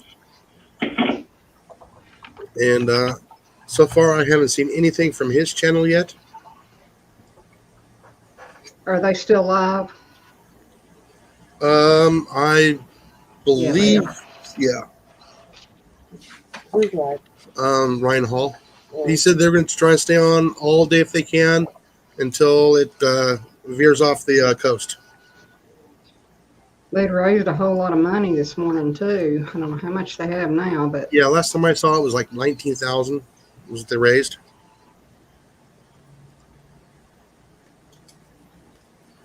But yeah, like I said, I know quite a few people down there in the Tampa area. I know DJ is down in that area too. yeah, I think he's pretty safe though. Yeah. DJ south of Tampa. He's down by Naples. Yeah, no, like I said, they still had right there in the Tampa Bay did have storm surge, like 5-6 feet. All from what I around, understand. all around. Sarah did some videos. Watch her channel. Her street is flooded, and the water, her dock where her boat's at, the water is usually like 2 foot underneath her dock. It was about a foot over her dock. She did a couple small videos this morning. She walked out on her dock and it was up almost her knees. Yeah. Yeah, because let's see, They live right Sarasota, north of Florida. Tampa. I have a contact there. I haven't heard anything from Steve there. I haven't heard anything from Southern Precision Air Weapons. He's right there on the Ely, Florida, which is right there along the east coast of Florida, right next to Georgia. And that's about all that I know who are in Florida. Excuse me, I had to sneeze. But yeah, like I said, not a whole lot of lightning up with the main storm, but there's still a lot of lightning down there in central Florida right now where the bands are still coming through. Has it made? I'm assuming it's made landfall. Oh, yeah. Oh, It's yeah, it's already up into Georgia. Okay. See, I don't watch the news. In fact, I remain ignorant about most things going on until I come on to a live stream or listen to a live stream where people talk about it. I did hear about the hurricane like yesterday or day before, I think. One of the first things I heard was from Devil Dog, where he said that he didn't think DJ was going to be going live because of the hurricane. Yeah, he wasn't sure. Did he go live? Unknown. I'm just curious. And let me turn that clicking off from my lightningmaps.org. That's what that tick was. Every time that tick is a lightning striking the ground. Yeah, it looks like they have raised almost $48,000. Oh, that's good. Today. Yeah. They'll probably get another 20,000 more by the end of their shift there. He said he's hoping to get 30, so he's doing well. Yeah. Hey, downtown Ernie Brown. Hi, Ernie. Yeah, like I said, I was doing a little bit of live storm tracking on Colin Kincaid's last night, giving everybody, a heads up and all of the well wishes and prayers for everybody down there. And hopefully everybody makes it out safe. But we all know that some people just don't want to leave. Yeah. It looks like the water is receding in Cedar Key. You can see the beach now. Yeah, like I said, from what I heard, 30 residents did not want to leave. Yeah. And that was supposed to get to 15 feet tall. And as we all know, that is a one-story building. Yeah. Keaton Beach looks like it's going down too. It's receding. At least in one area they're showing. Yeah. I mean, yeah, earlier they were showing that the water was going up like 25 miles up the Swanee River. Yeah. And Yeah. it spiked up real high. So it was pushing that water back up in there pretty darn good. Yeah.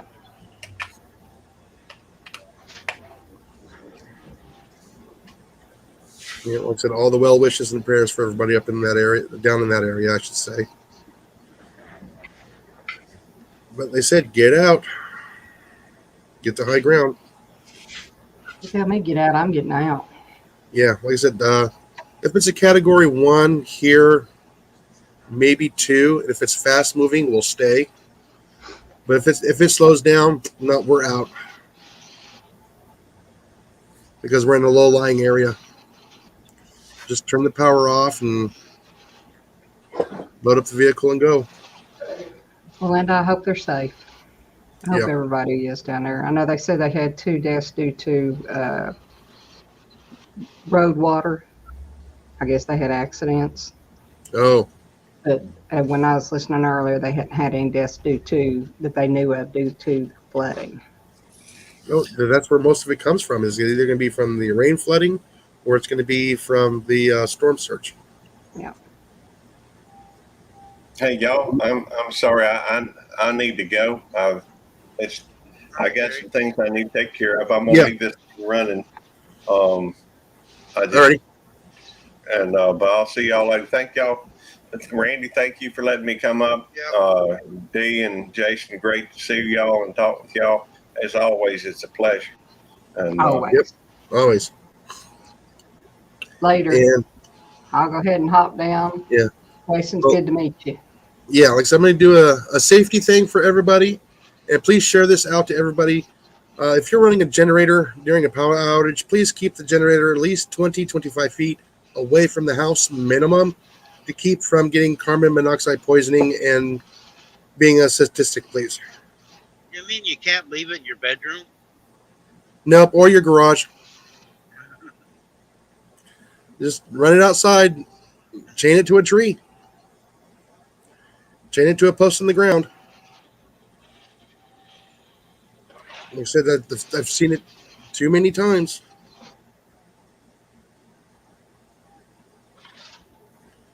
So there's your Yeah, special. a lot of people do that. I know. Well, they don't want to stall it, so they try and keep it close, and then they're putting themselves in danger. Yeah. I mean, $50, $80 for a good cable lock.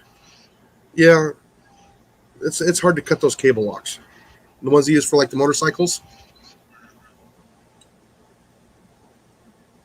I don't know if anybody's seen those. Oh, no, she fell asleep.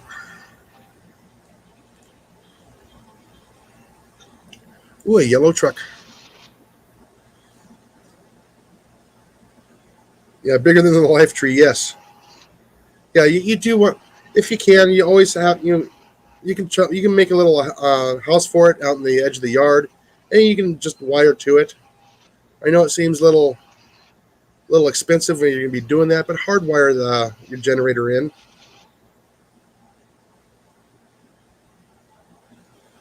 Oh yeah, solar's awesome too. It is, but you just can't quite depend on the whole thing at one time. It's nice to have multiple types of generators, both gas and solar. Like I said, if it's on cloudy days and it's been cloudy for 3 days, you're not going to get that much solar. That's when you have to fire up the actual gasoline generator or propane generator. So it's actually nice to have both.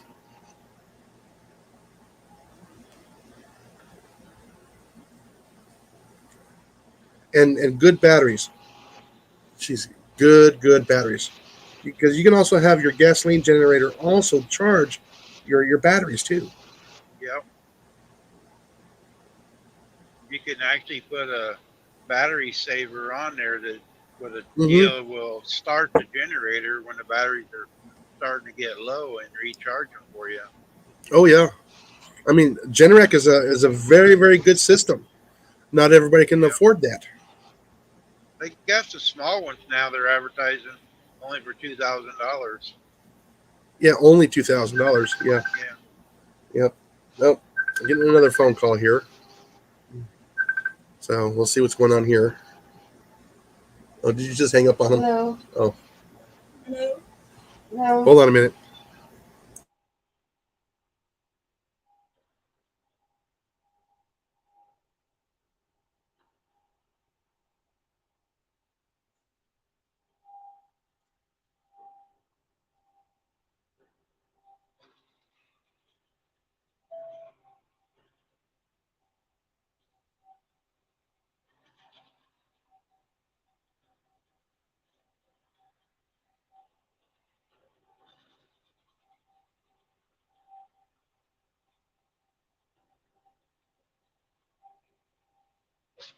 Yeah, you're right, Linda. The marine batteries are the best ones.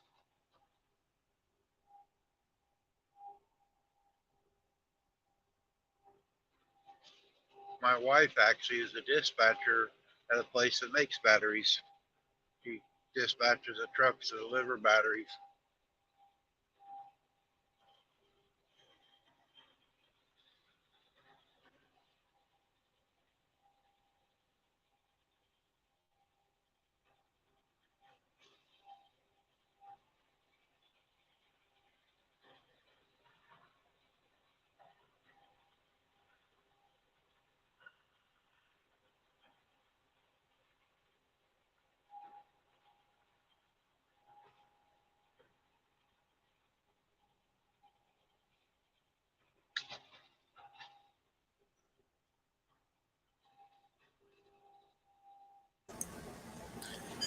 Okay, I'm back.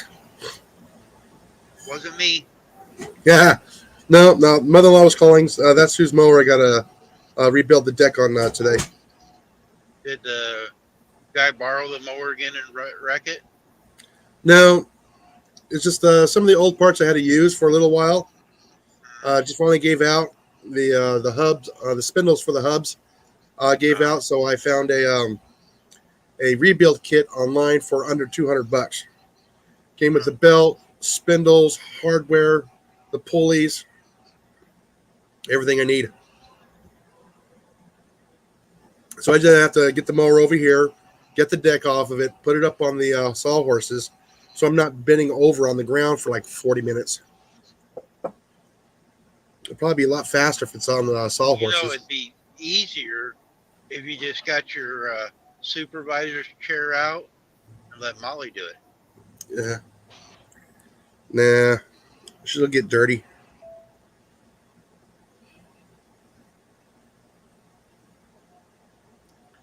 You know, it is your day off. Yeah, I never have a day off. You had yesterday. I had yesterday off. Yeah, I had like the massive headache from Hades past like 11 days. I mean, the headache is still there, but yeah, I can function today.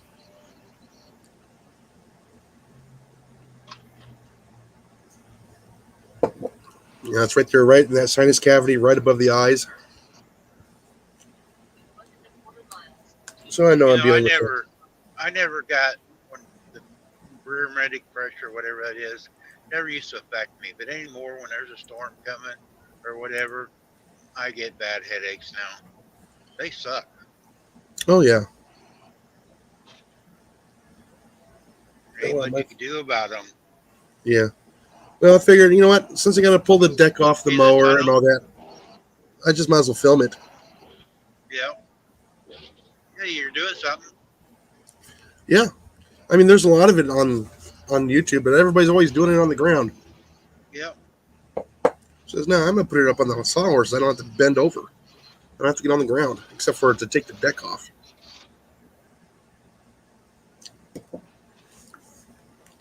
And then you can clean it better too. Taking it Oh off yeah. completely. I rebuilt my Craftsman one years ago. I took it off and scraped it all, sanded it, painted it, and then I went ahead a year later and I bought me a new zero turn. We cut our grass in half the time what we used to cut it in. All right, guys, we're almost in Kentucky. Woohoo! No, Linda, I have brandy.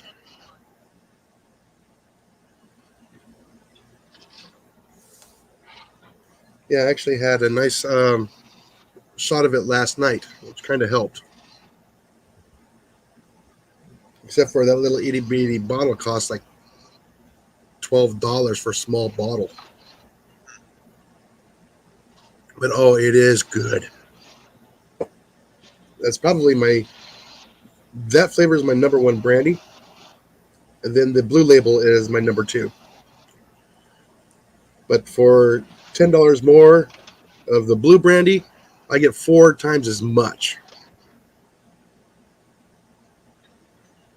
Years ago, I'd never drank brandy before.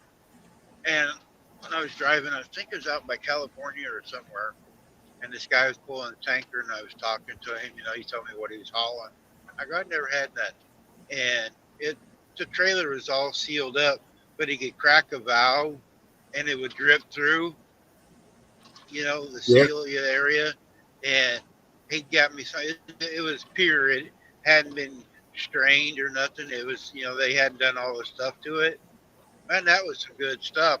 We run it through a handkerchief, to get some of the stuff out of it. But yes, some of the barrel yeah, charcoal, yeah. Yep. No, first time I ever had brandy. That was a long time ago, but yeah, I kind of like the E&J, which is the brand I kind of prefer because it's the best economical brandy. I mean, I'm not going to spend $80 for a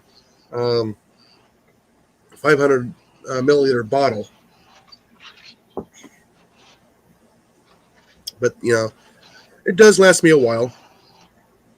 I have maybe 1 or 2 sips a week, and that's about it. And I also have my Bushmills. Let's see. I'm out of my Seagram 7, and I'm out of my Cuddy Shark. That's the only thing. I don't drink much hardly anything anymore. I got a bottle of Jack, and then I like apple pucker, I think it is. It's a little. I get a fifth of it once in a while, and I have a little glass of ice with it. But a bottle lasts me forever. Used to I put it away a lot, but I don't really drink any anymore. Yeah, like I said, the small bottle that's kind of on the pricey side for the E&J is going to be that spiced brandy. And if you like your vanilla creamer coffee, a little bit of that in there is awesome. Well, it is for me because it's kind of got like a vanilla flavor to it, the spice, like vanilla and maybe a little bit of cinnamon in there, just a little bit. Let me read the label here. Yeah, I don't drink coffee, so if I do, it's just got sugar in it. Come on, you FedEx. Sweet red cherry and a hint of warm spice. Yeah, so it's a vanilla, cherry, and a little bit of cinnamon in there.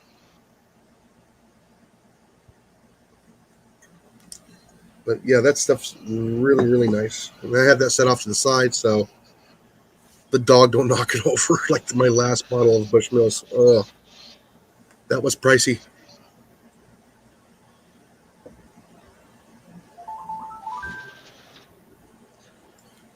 Yeah, like I said, I still have. Yeah, I still have that bottle from about March of the Bushmills. But I bought quite a bit last November. Molly and I made a run up there a couple times, and every time we go up there, we each get a bottle. And like I said, I still got quite a bit of it left.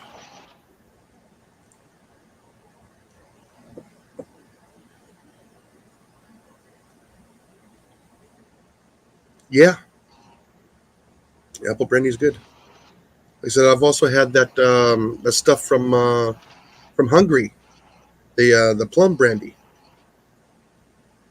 and I got a little bit of mixed results on that one. It's good, but it's not great.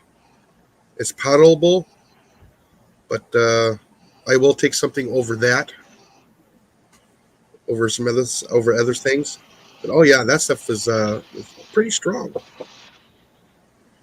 And I got that from a guy that was a neighbor, was actually from Hungary. Excuse me, yeah, Hungarian plum brandy. Let's see. Linda said my son and I made an applesauce. Then made it when we to wait a minute. Made applesauce, and then from that we went to apple cider vinegar. And then we finished it off in making apple brandy. That will be ready in about 6 to 8 months. That's pretty quick. Oh, it takes that long, huh? Well, like I said, most of the your stuff that you have in the barrels are in there 2 to 5 years in a barrel. Oh, they are. Mm-hmm. That's when you get a lot nicer flavor, because you get that burnt oak, the charred barrels. Yeah. With the oak. That's where a lot of the flavor comes from. Yeah, I know that. I used to actually haul Jack Daniels. I've been to the factory several times. You know, a fun fact, where the distillery is for Jack Daniels is a Drive County. Yeah. Buy alcohol. The problem is the brewer, like, excuse me, the I guess you can say it's a brewery, but or distillery. They were there way before Prohibition. Yep. Increase following distance. Oh, hush. Now my wife already got some, and yes, I've been subscribed to them for over a year. To Lazy Days with Jess and Lisa. What I would like to do is I would like to get a hold of them and learn how to actually get a vanilla tree to actually thrive. I'm scared. My wife is in the process of making her own vanilla. Yeah, I'm scared to fork out $140 for a small plant and have it die on me. I don't know how to take care of that tree. I don't know what its special needs are. Its temperature tolerances are. I would have to read up on it. I just have a hard time forking over $140 for a plant. I have a hard time forking over $50 for a tree, a fruit tree. Jan's making hers out of vodka or something. I forget how all she. Yeah, hers is made out of vodka. Yeah, she got her big bottle. Going to make some.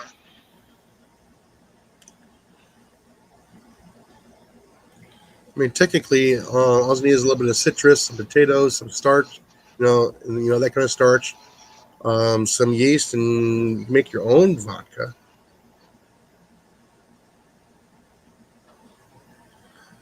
I am actually not too far away from Lazy Days Ahead. I'm just northeast of them, but where I'm at. It's actually colder in our wintertime. We will actually dip down below 32 degrees here. So if I grow it, I would have to grow it in a greenhouse where I can keep it stable in the wintertime, and then pull back the plastic cover and put up shade cloth during the summertime. Because yeah, we are extreme where we're at.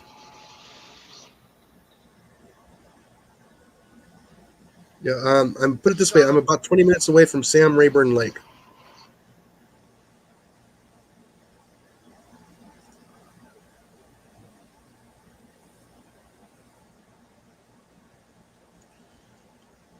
Yeah, like I said, I do need to get with them and just watch and learn. I don't get enough sunlight in the kitchen. I have no windows in the kitchen.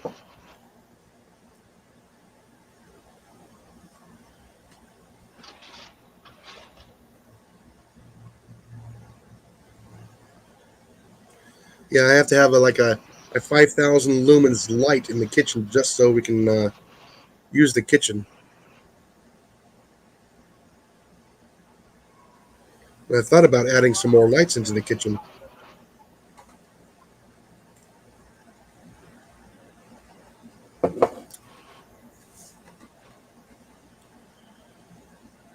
Yeah, I said I don't know how big the tree gets. I don't know. I would have to look into it. Yeah, I said I wouldn't mind, giving them a visit if they would allow, so I can see how they are actually taking care of it, the kinds of soil, what is the soil composed of, what fertilizers to give it, what fertilizers not to give it.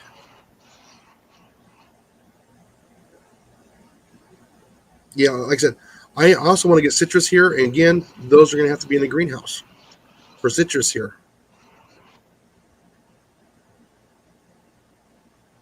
Oh yeah, like I said, I know that the blooms are absolutely beautiful. They smell wonderful. I just don't know how big the tree gets. Yeah, because where they're at, they're a lot warmer climate than we are. They have oranges and citruses even further north than you guys are that aren't in greenhouses. I haven't seen any because past 3 winters we've had a hard enough freeze where it's knocked them back or killed them. Like I said, what was it? This upcoming winter, it'll be 3 years.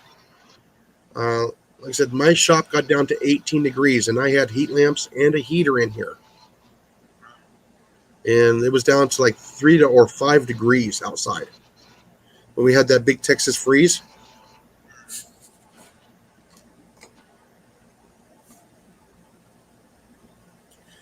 Yeah, like I said, Linda says it's not that big, but it's worth it. I said, oh yeah, I know. There's several other things I would love to get. I would love to put in a pepper vine, so I can have my own ground black pepper. I'm trying to keep one of those alive. Good luck. I got to figure that out. So I know that one needs some special care too as well. Probably not as bad as orchids. I know orchids, yeah, you really have to work with them. Orchids is probably my second favorite flower. My first one is irises.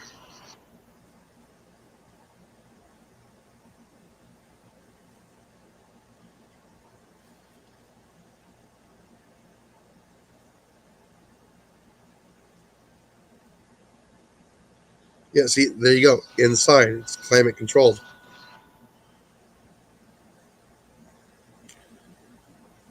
And bananas, you do need a lot of moisture and, well, not too much moisture. You need some moisture and some heat.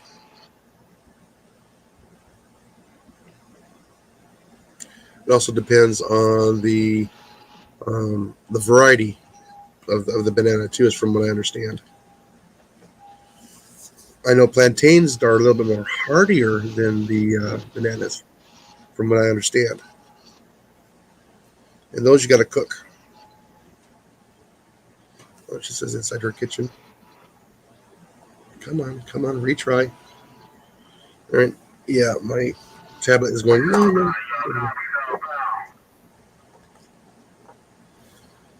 Okay, inside her kitchen for both trees. Yeah, I am limited to space inside of my dining room and kitchen.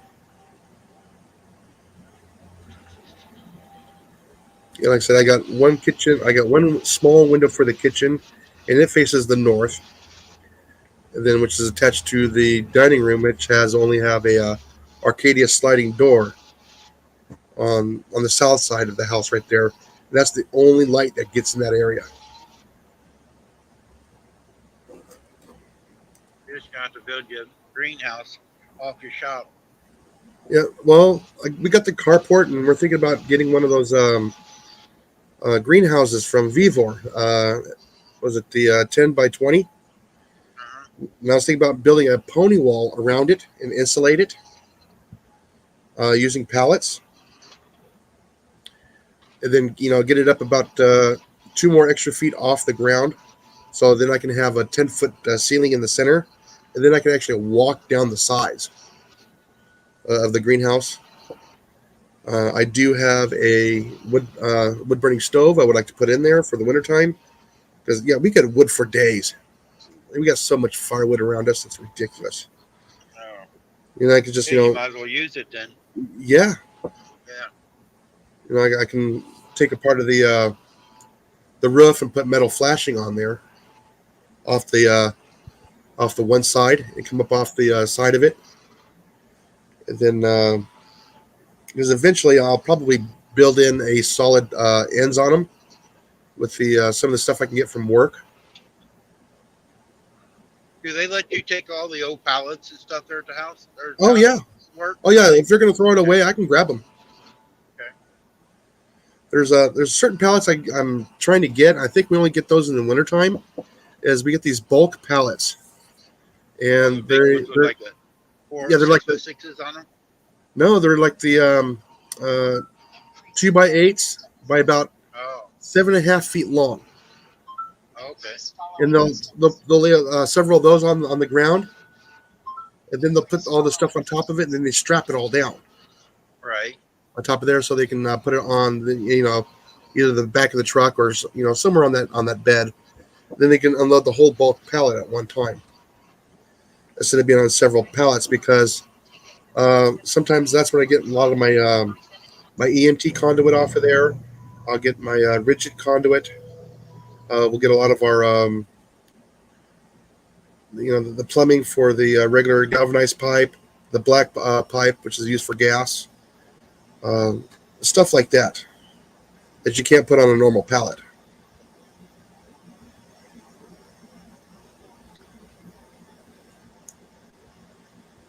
Yeah, because a lot of hi Kenny, how you doing? Kenny, you're probably coming on somebody else's channel. Are you co-streaming, Jason? No, I am not. I think It must Gary be on still might be. Gary's end. Gary's Yeah, still co-streaming. Is he? Yeah, he said he's going to leave it running, but Yeah, I didn't know if he was going to close down his side or not. But I said it showed up on your side, so they're here on your side. yeah. Oh no, wait a minute, no, I'm on StreamYard. No, you're on StreamYard. It's on somebody else's side. Yeah, but it's showing up on my StreamYard side, so Yeah. Yeah, Gary came in earlier. He's leaving it running, guys. yeah. And let's see.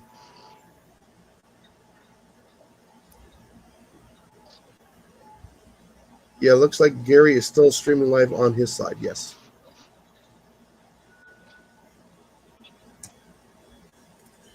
I had to run over here to my tablet real quick. But hi, anyways. Yeah, Linda says I pick up pallets also for herself here to use. So that's one of the benefits of working at a big box store. I do get some kind of fringe benefits, if you want to call it that. I can run out there. I can pick the cream of the crop of the pallets that they're gonna toss out. A lot of the pallets they actually reuse, or they have to send back because it's a $30 deposit per pallet. Like they have the block on there or the concrete. Yeah, that they do have to send back because it did cost them money. Yep. The blue chips all got to go back, and different ones. Yep. And different custom pallets. Mm-hmm. But yeah, one of the things I need to get a denailer for my air You for my know, air compressor. one thing you need to get when they come in is the flower racks. When they bring the flowers in, them rolling racks, you have one of them in your shop to roll your, shelving. Yeah, no, You use adjusting shelving. I know they don't. they don't give them away, but that'd be nice to have. Oh yeah, I'm I trying to used to talk them deliver into. flowers, and I always wanted to get me one of them. Yeah, no, they don't give those away.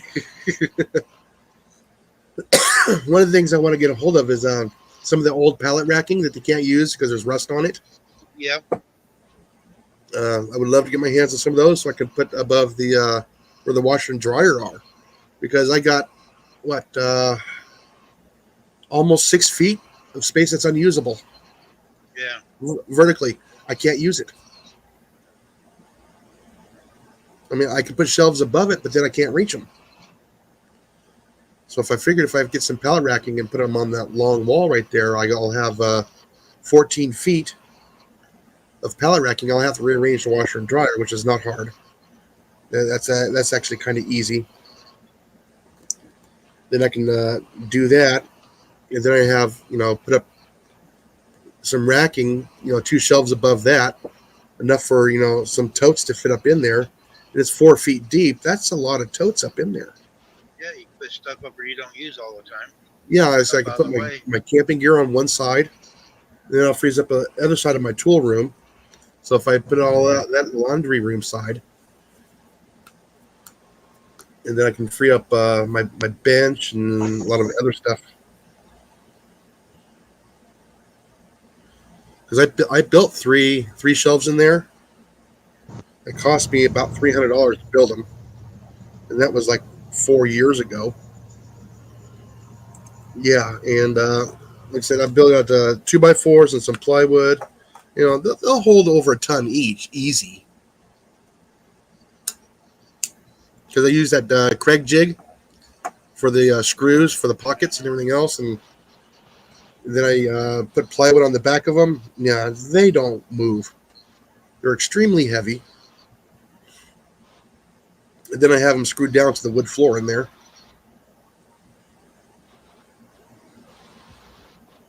Also have them screwed to the wall.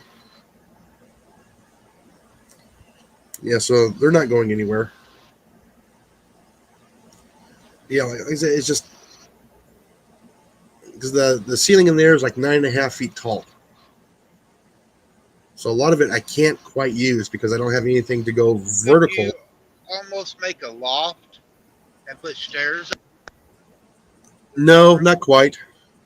It's only 9.5 feet tall. It's only an extra 1.5 feet tall in height. Oh.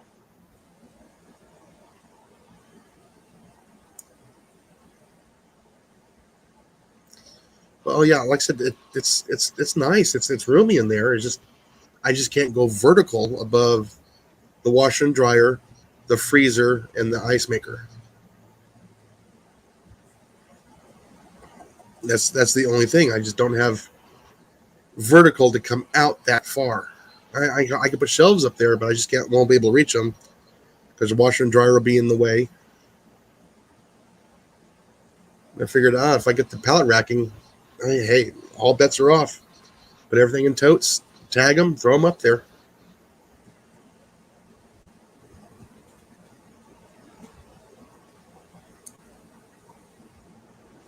And that would free up a lot of the space here on this side of the shop where Molly and I hang out, where I have my desk, my wall, the table where we both sit facing each other with our laptops back to back.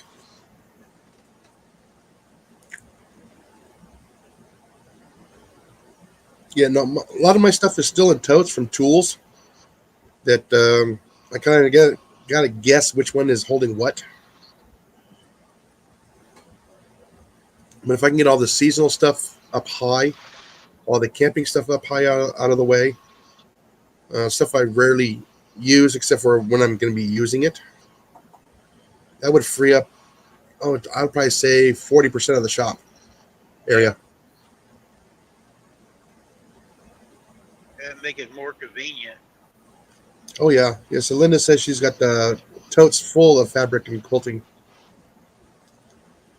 And that's what Then she you does have with more the totes. room on the floor. Like if you want to do something inside the shop, and have more room to move around.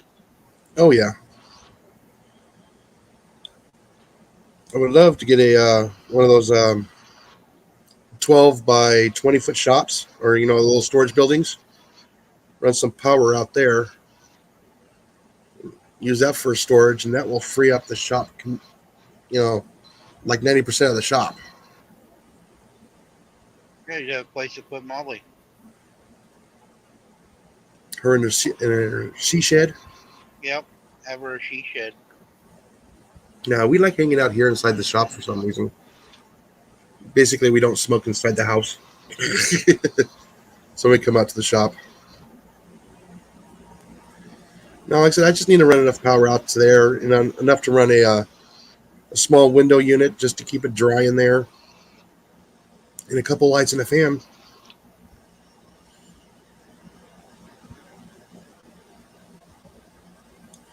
Yeah, here the secret is keeping everything dry here.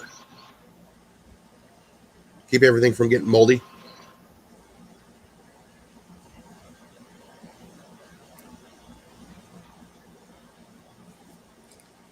Yeah, like I said, here I got all of my air gun stuff, a lot of my fishing stuff, a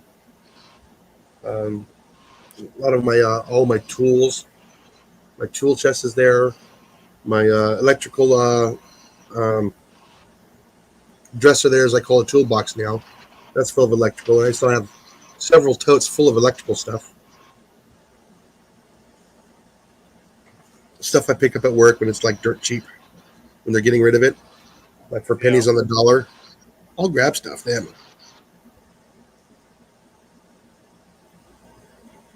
Do they, when they like they're doing away with a product, do they give the employees a chance to buy it before? Oh yeah, Do they? I got this awesome saw for $2.50. Oh, There's the blades. There's the handle. we can't see you. I know I'm putting my my stogie out. Oh, okay. Well, this is from Tough Built. This is a folding jab saw, is what they call it. And Okay. pull on a switch here, and it pulls out. Oh, And it's pretty robust. And pull it back on here, blade comes out. So Let it me takes take the the blade standard out. like the saber saws. Sawzall Same. blades, yeah. Yeah, the sawzalls. Yeah. It Where do just you pops plug right it back in up at in there. though? This was by hand. This is one of those that's nice an things. antique one. Yeah. No, this is one of the nice things to have in like a bug out bag. Yeah. And it also came with these blades here too. If I can get it to pop open without it spilling everywhere. This little case here. There's room to put more in here. And it came with all these different blades. And you got that for $2.50? Yeah. Damn. Yeah, if I had a couple more dollars with me that day, I would have bought a whole lot of them, and I probably would have given them away on the lives. Yeah. And I'm thinking about taking some of my old saber saw blades and grinding them down to a blade, so I can use as a knife. Right. So not only do I have a saw, I have a nice big knife. You was talking about the giveaways for your channel. You could take and send them down to Jesse and have him engrave your channel name on them and then give them out. Well, we've been talking about getting a laser engraver and a like one of those little crickets. Yeah, Jesse got one here a few weeks ago. Yeah, so we've been contemplating on one of those, or both in the future, and I can do stuff like that. Like I said, when I hit 500, I'm giving away 2 watches. So yeah, when I hit 500, I have 2 watches from Daisy Outdoors for their 130th anniversary. I happened to get a hold of 2 of those watches, still inside their package.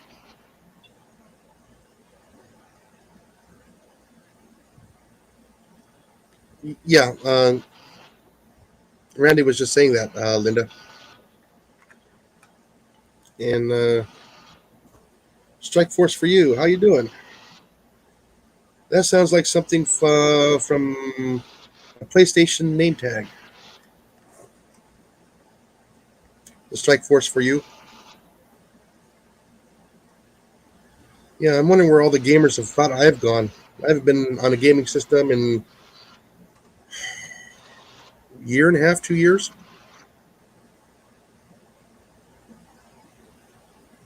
I never got into gaming. Well, during the summertime in the Phoenix area, it was just too hot, when I got home in the summertime. So, I'd put around, do stuff in the house, or I would, if everything was clean, nothing was really to do, I would get online with a couple of the guys, and we would wreak havoc as a team.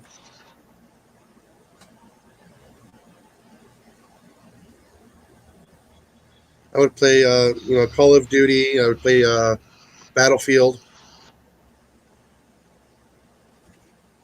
And at one time, several years ago, with Modern Warfare 3 from Call of Duty, I was probably the top 600,000 in the world for gaming.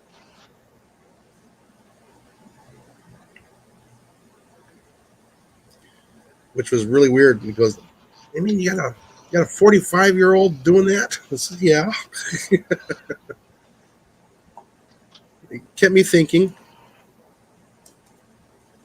It kept my mind busy.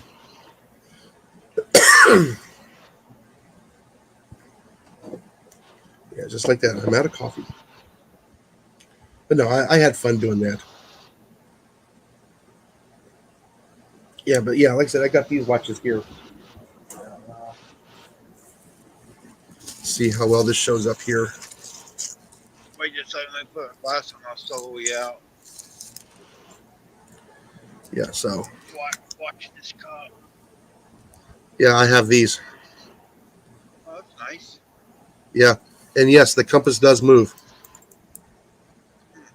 It's got clicks on it too, so you can actually click it for the compass. I can get you to 500. That's all you want. Yeah, no, this is just gonna be my first give back. Instead of saying giveaway, I'm gonna say give back.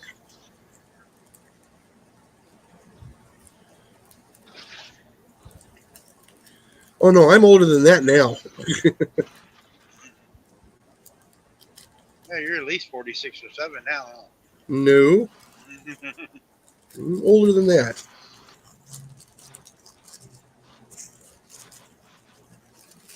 Yeah, so I happen to get 2 of these that I'm going to do a give back, and I'll probably find a third item. I'll probably get something off of Pyramid Air.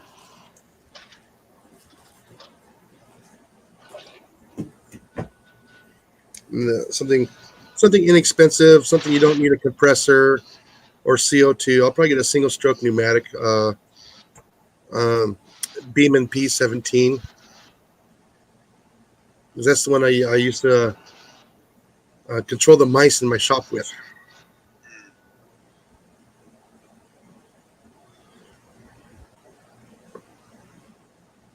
I had a damn mouse in my truck here a while back. I ain't found him yet. Yeah. I ain't seen no other signs of him, but I had a cubby hole right behind my head. I keep a lot of stuff in, and I keep my paper towels there. And something had ate the paper towel up. Oh, they're probably chewing on it and taking pieces off of it and going to make a nest somewhere in your truck. Yeah, there's a nest somewhere, but. Yeah, Linda was saying, yeah, I'm 27. Haha, giggle. No, Times 4. Times 4. No, I'm about ready to be 51 here.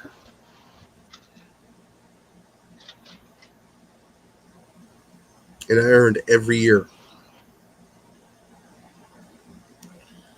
Now I just retired from one career and Now I just put around at the local hardware store and keep people from killing themselves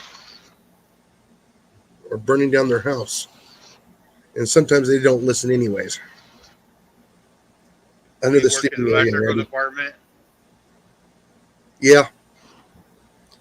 You would be amazed how many people will actually underwire stuff in their house.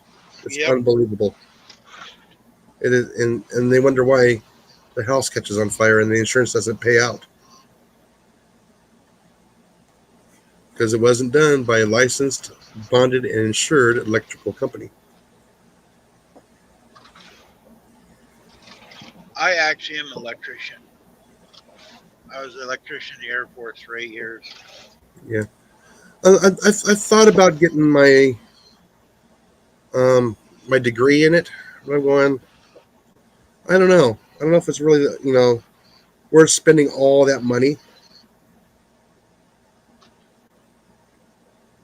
But then again, I don't want to go back to my old industry. I don't mind teaching my old industry. I don't mind that. I love teaching that, help everybody, knowing when you can take care of it yourself or when to call a professional. Yeah. Same thing with electrical.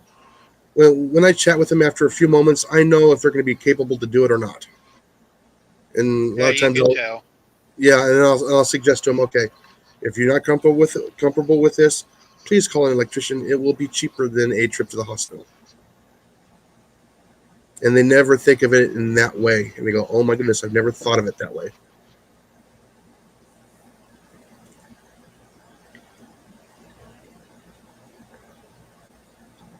Yeah, then you get those people that want to overwire something, and you say, no, you can't do that either. You have to be right in that zone. Yeah, it's amazing how many people will underwire and some people will overwire, thinking I'll never trip. It says, well, that's the problem. When you need it to trip, you need it to trip because there's something seriously wrong. Why the breaker's there? You want it to be able to do its job. Yep. No, I had a customer the other day. I mean, she hates talking with me. She really does. She does not like me whatsoever because I'm rude and ignorant. And she goes, "Oh, I'm educated." Yeah. That's the worst ones. Yeah. Oh, yeah.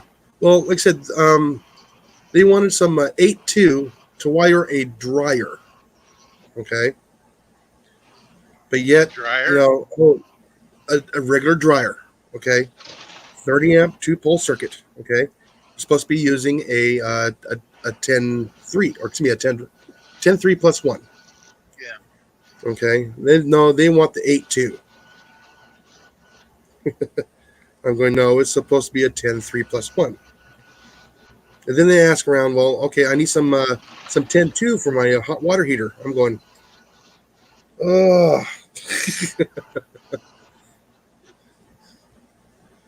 And my boss is right there.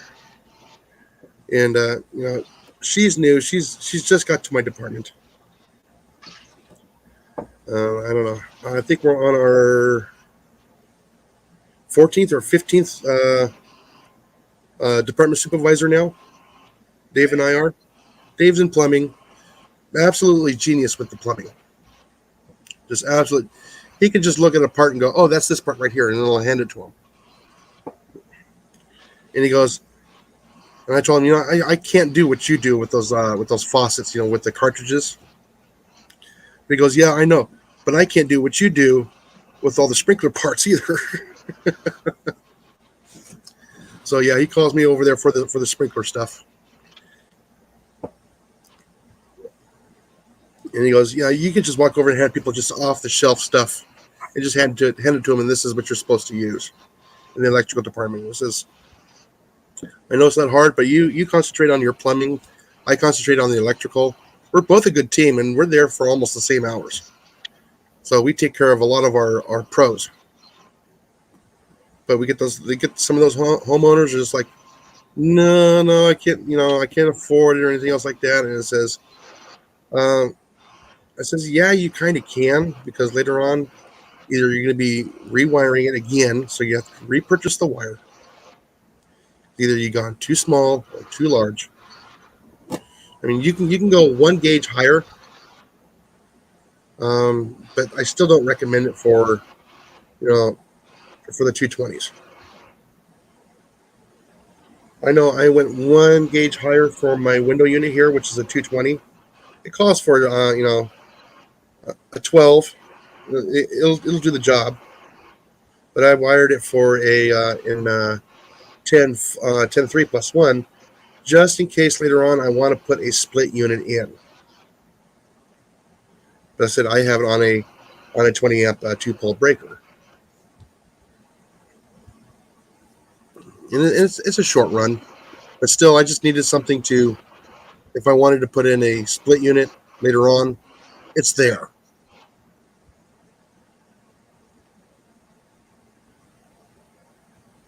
Yeah. So what am I missing? I'm missing a lot of stuff from Nightbot here. As you age, it's easier to call for someone to do it for you, Jason. No, I still like to do it myself. I love to learn. Know that I hate paying somebody else to do something simple. If it's a rebuild an engine in a vehicle, I said, yeah, here, you do that. That's what you do for a living. Changing an alternator, changing a battery, I can do that. Change an air filter, I can do that. Change spark plugs, yes. Rebuild an engine, no. I see. Yeah. There's some things. Yeah, I'll just give it to a professional. Something they do every day. Yeah, I can see that. I know one day I'll get to that age where I'm going to say, yeah, no, physically can't do it no more.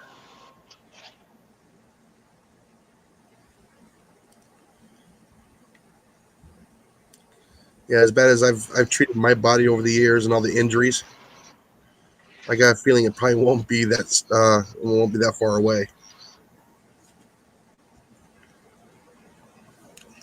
I can't believe how much strength I've actually lost over the past few years.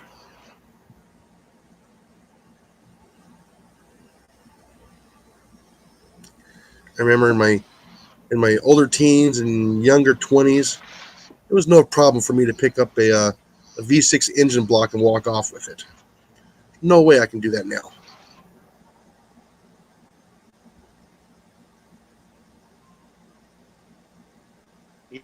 Yeah, we've let ourselves go, not kept up with the exercise part.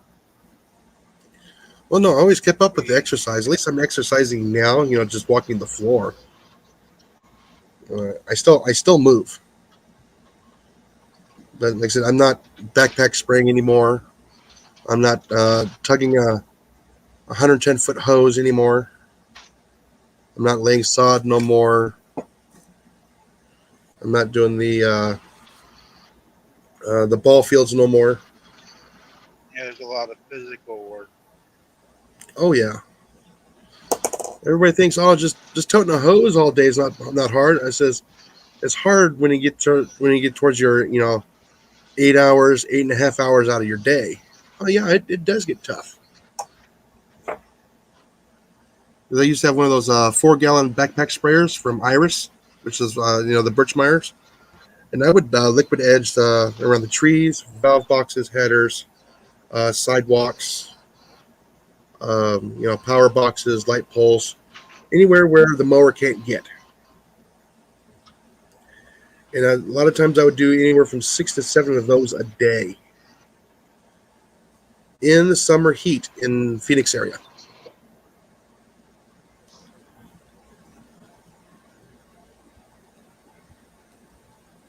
Oh yeah. Those old TVs are not light, not like they are now.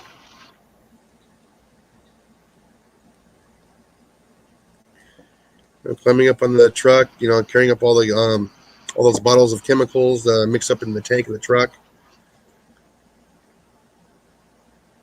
And just, it was just, my job was just move, keep moving, don't stop. I did a lot of that by myself. I mean, I had. Wow, your wife was out running around on the highways. Yeah. I mean, we worked hard, and then after, she was injured on the job, and she wasn't able to even go back to work because of the bouncing around in the truck or the bus, like you are now. Her body couldn't take it anymore. Yeah, people don't think that what our bodies go through riding around on these highways. Oh, like I said, I can't even be on a traction control piece of equipment anymore. My right knee is just trashed. Yeah, I can't use hydrostatic drive anymore. I could probably do it for about 30 minutes, and my knee starts to ache at 30 minutes because of constantly holding down the traction pedals, because you're holding that pedal down against the hydraulics. Yeah. Okay, and you're sitting down and you're doing this. You're not standing. You're sitting down. So you're using your whole leg muscle and your knee to actually hold down that traction pedal. That's why one of the mowers I want to get, I would love to get my hands on a nice zero turn from Walker, because they got the best mowing, the best mowers. But I just have a hard time. I don't want to fork out $20,000, $22,000 for a new mower. One another, it's a little bit cheaper. Watch Sunny Farms or look at their links on Sunny Farms. Yeah. They're promoting a riding lawnmower. I got a zero turn, but mine's got shocks and stuff on it. But they got one that they're promoting now. It looks a lot like mine. But the deal that where the seat is, that is on like a cushion deal. Yeah. I mean, springs. And it rides so much smoother. Well, one of the reasons why I want to get a Walker mower, because their center of gravity is so low. I have such a steep hillside out here that a lot of normal zero turns cannot mow. No. So that's one of the reasons why I would love to get my hands on a Walker, even if it is used. And that's what that's what us professionals used to use. There's another one for the, it's not a zero turn, but a mower for the banks or higher deal. It starts with a Z. They're red and white. They actually have 4 tires on them. They got like duals on them. I watch a lot of guys that's got those. I can't think of the name now, but those are really good for the steep, deals. It's 4-wheel drive. I've seen them. Yeah. Again, I'm not going to fork out that much money just to mow half an acre. Machine. Yeah. That's for earning money.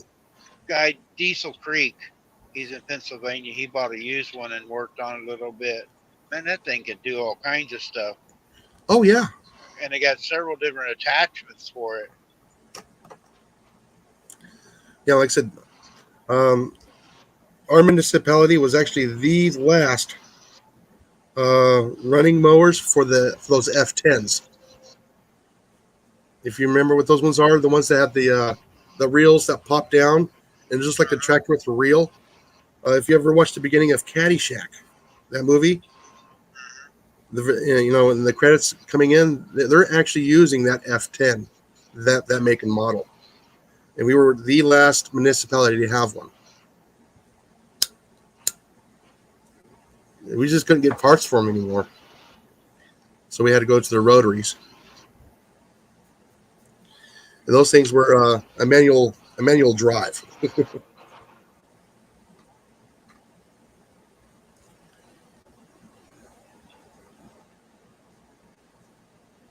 I remember sliding down the wet grass on the hills with that in Kiwanis Park. Ooh, that was fun. Sliding down sideways and backwards and spinning all at the same time. I mean, thought you said amusement park on a ride, huh? Oh yeah. We used to be on steep slopes and everything else. Everybody's going, oh no. And here we are, just going along. But me coming from the golf industry, when I went to the city and the parks department, Oh yeah, it was quite fun. I was already used to the steep sides and everything else.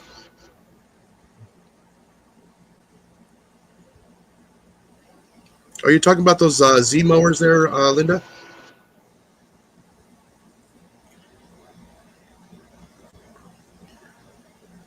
I said, I got some. I need to do a montage of my old work. I got probably about 100 pictures.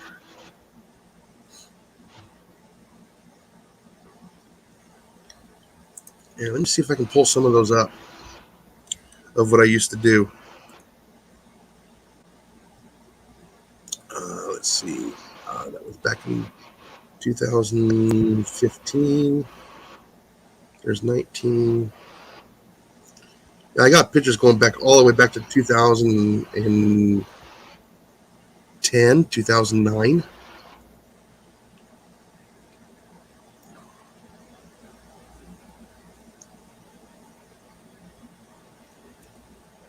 There's 19. Well, there's that big old rat I caught there at the mounted police station. The facility, which we shared that same facility with the mounted PD. Oh, you did? Oh yeah, yeah. I knew a lot of the officers that came through there. Listen, I put that. I wasn't even done putting the ladder away when one of the officers popped out and goes, "You caught one." I said, I didn't even have a chance to put the ladder away. And that was a big old male. The trap it was enough to break his neck, but it wasn't enough to kill him. So I had to finish him off.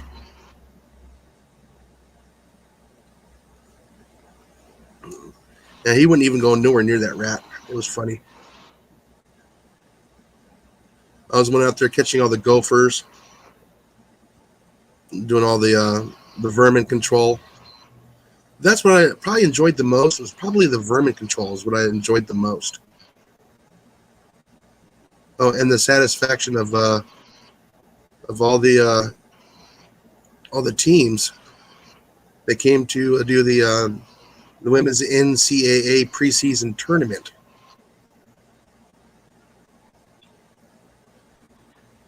It was called the Kachiyakawa tournament, and that happened right there on St. Valentine's weekend.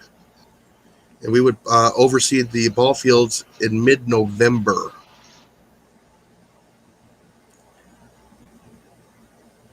And it was ready to play on in basically 3.5 months, 3 months. They were ready to play ball on it.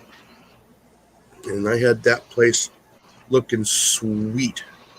That was what I did during the winter time. Every once in a while, I'd be called out to go take care of vermin. So I have to drop everything there, go take care of the vermin, and then get back and try to finish up before the end of the shift. Ah, here we go. So let's go ahead and share this photo here. You got to change the screen. You're on here. Yeah. Okay, share the screen with the photos. Alrighty, and I'll let you bring that up there.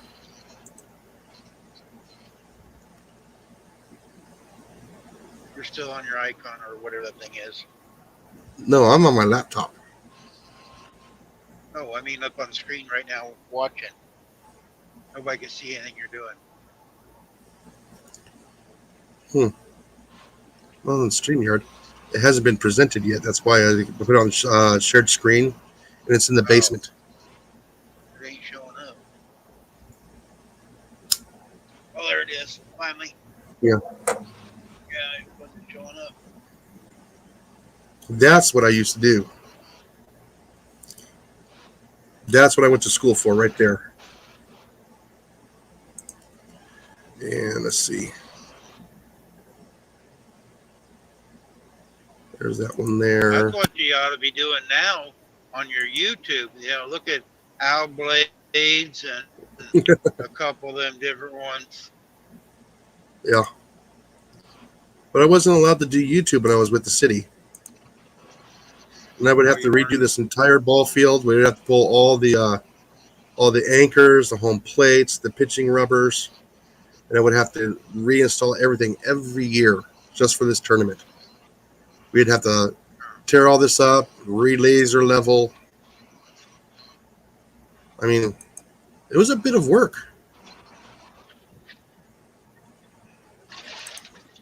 And there's that one there.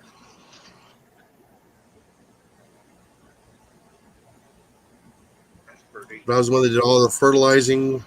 Of course, the guys would come in there, they would scalp it, but I basically took care of the skins area. I would help seed, fertilize. The sprinkler guys would take care of the watering, and I'd be there every day. And there's some of my scores. There's me repairing a lot of damage there behind one of the recreation centers because it got wet and everybody drove through it, the contractors. So I had to go back there and smooth all that out, top dress it, reseed it. Like I said, I was the one that go ahead and drop that nail, so that brings us both up. But I was the turf specialist for the parks department.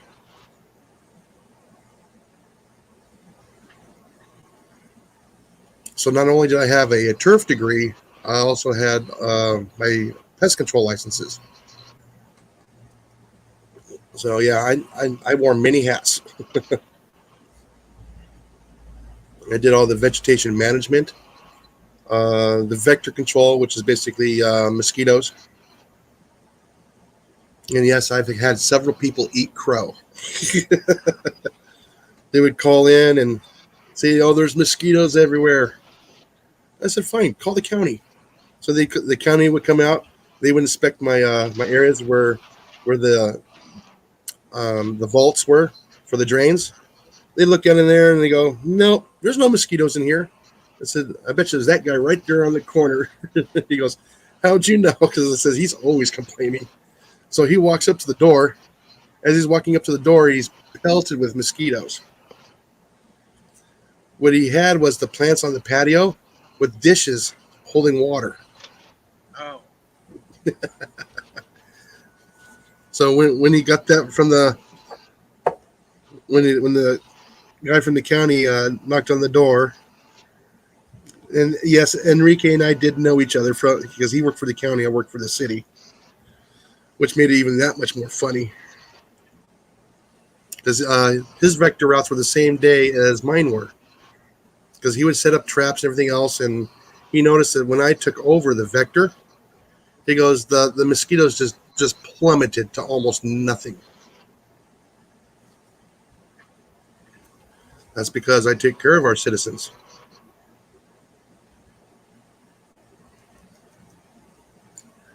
I do a lot of the. I took care of a lot of the xeriscape areas where they have all the rock and shrubs. I'd go in there with the pre-emergent, trying to keep weeds from growing. As long as the guys didn't have to grab a weed eater, I was doing my job. If they didn't have to pull weeds, I was doing my job. Yeah.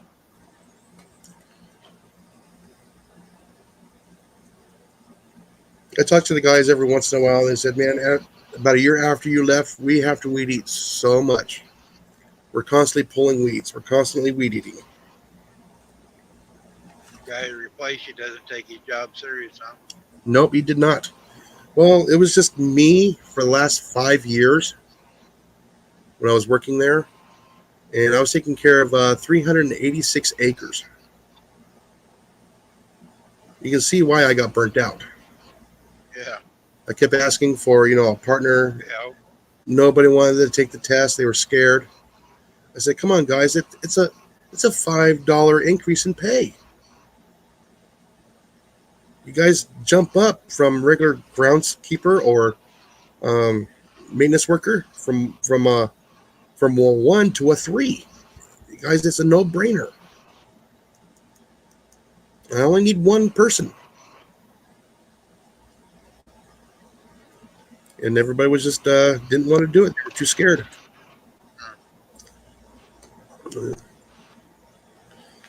And they go, yeah, but you work too hard. I says, yeah, because I'm by myself. No, if I actually had somebody, I probably would not have retired. I probably would have stayed my full 30. But after 20 years, I said, yeah, it's time for me. And I was in that field of work for 33 years. So I started when I was 14 years old.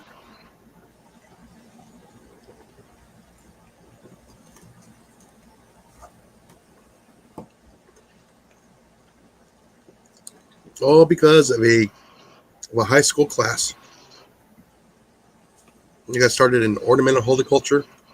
I thought I was going to go into the nursery business, but then I found out, I like the maintenance side a lot better because you get there's something that actually shows what you did. And I think that's what I liked the most.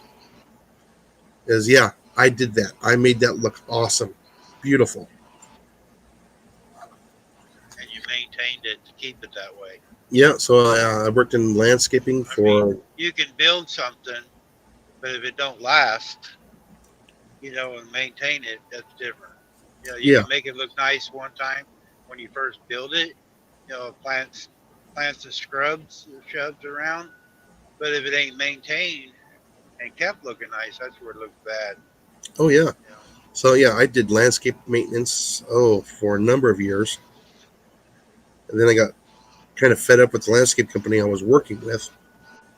So I just started calling around the golf courses and said, hey, you need anybody? And believe it or not, the first golf course I called, he said, what do you know? And I told him, I know this, I know that, I know this. And he goes, come in Friday morning. So I went in Friday morning. I did a quick interview. And he goes, here, sign these papers. You start next Monday. So then I learned sports turf from there, and I was 24, 25 when I switched to golf industry. Then we moved out to Arizona. I got on with the golf course there. Didn't like him, so left there. Went to another golf course where I was really appreciated because I was the only one that could catch gophers. My first week there, I probably caught close to 300 gophers. Wow. Oh, yeah. Well, I had 125 traps to work with. And then he saw all my mowing skills and everything else that I had, and he goes, oh, yeah, we're keeping you.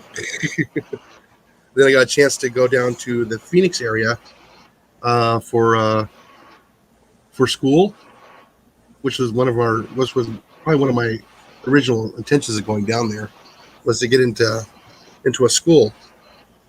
And I got into Mundus Institute, which was a 15-week course for turf grass management. And I graduated that one with an A. And then went to a couple different golf courses, and then I got onto a golf course that that really needed help, and I could pretty much just walk to work. I flipped that golf course in 6-7 months.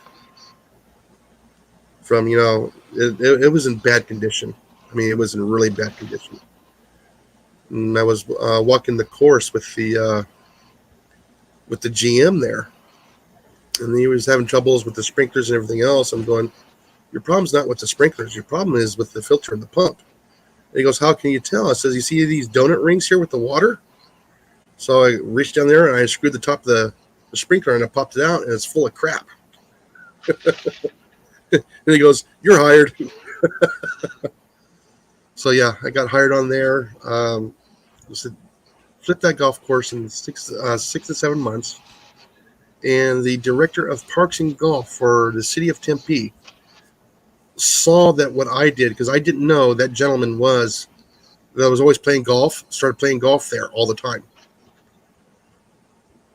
and he saw the flip that I did, and he goes, fill out an application.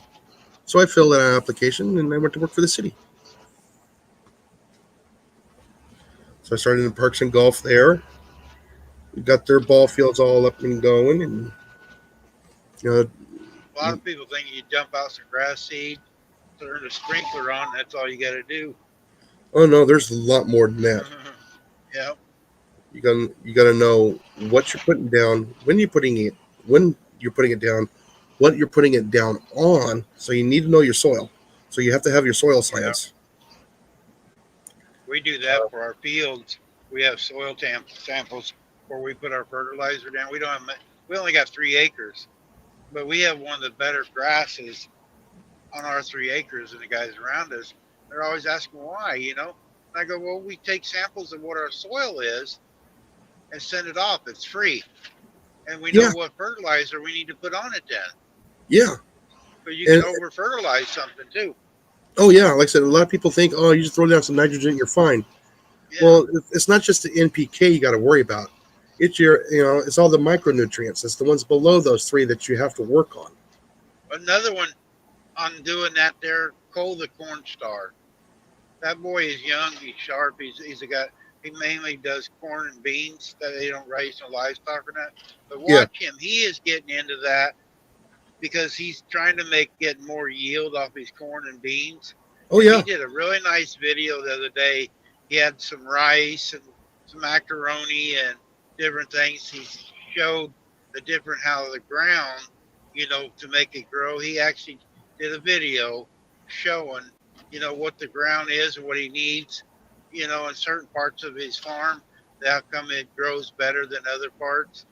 And he got the samples, he's put lots and lots of hours into this, and he's had different cups filled up with different things, like beans or, different colored steel to represent different materials. And he actually explained it really in a layman's term of how the soil works. A lot of people don't understand that. They think dirt's dirt, No, it's not. There is a topsoil. You got your, clay underneath that won't grow nothing, Yeah, you have to have that perfect balance. Yeah. And he did a really good video about that about a month ago. Yeah. Like I said, you just can't, like I said, if you have a hard caliche soil, which is basically a clay soil, you can't just add sand to it like everybody thinks you can. That says, what happens when you add sand and clay together? Well, you get bricks. You're going to aggregate the soil. You have to have a lot of organics in that soil to help break all that stuff up. Water to run through. And the water just sit on the clay. Yeah, you have to the drainage and everything through it. Oh, yeah. Yeah. A lot of people don't understand what the macropores and micropores are in the soil. That's the air spaces in between each, grain of sand or rock or clay. Yeah. And it's amazing what I've learned over the years. I'm going, like I said, when I went to go take that class, I knew a lot. Okay, for being so young. I was taking this class with a lot of older gentlemen. Okay, at least 10 years older than I was. I was probably 25 years old when I 26 when I took that class back in 2000. And I didn't know the gaps that I knew were so vast that I had to learn more. So I pushed harder and I pushed harder and I pushed harder. And so I got the top score of that class.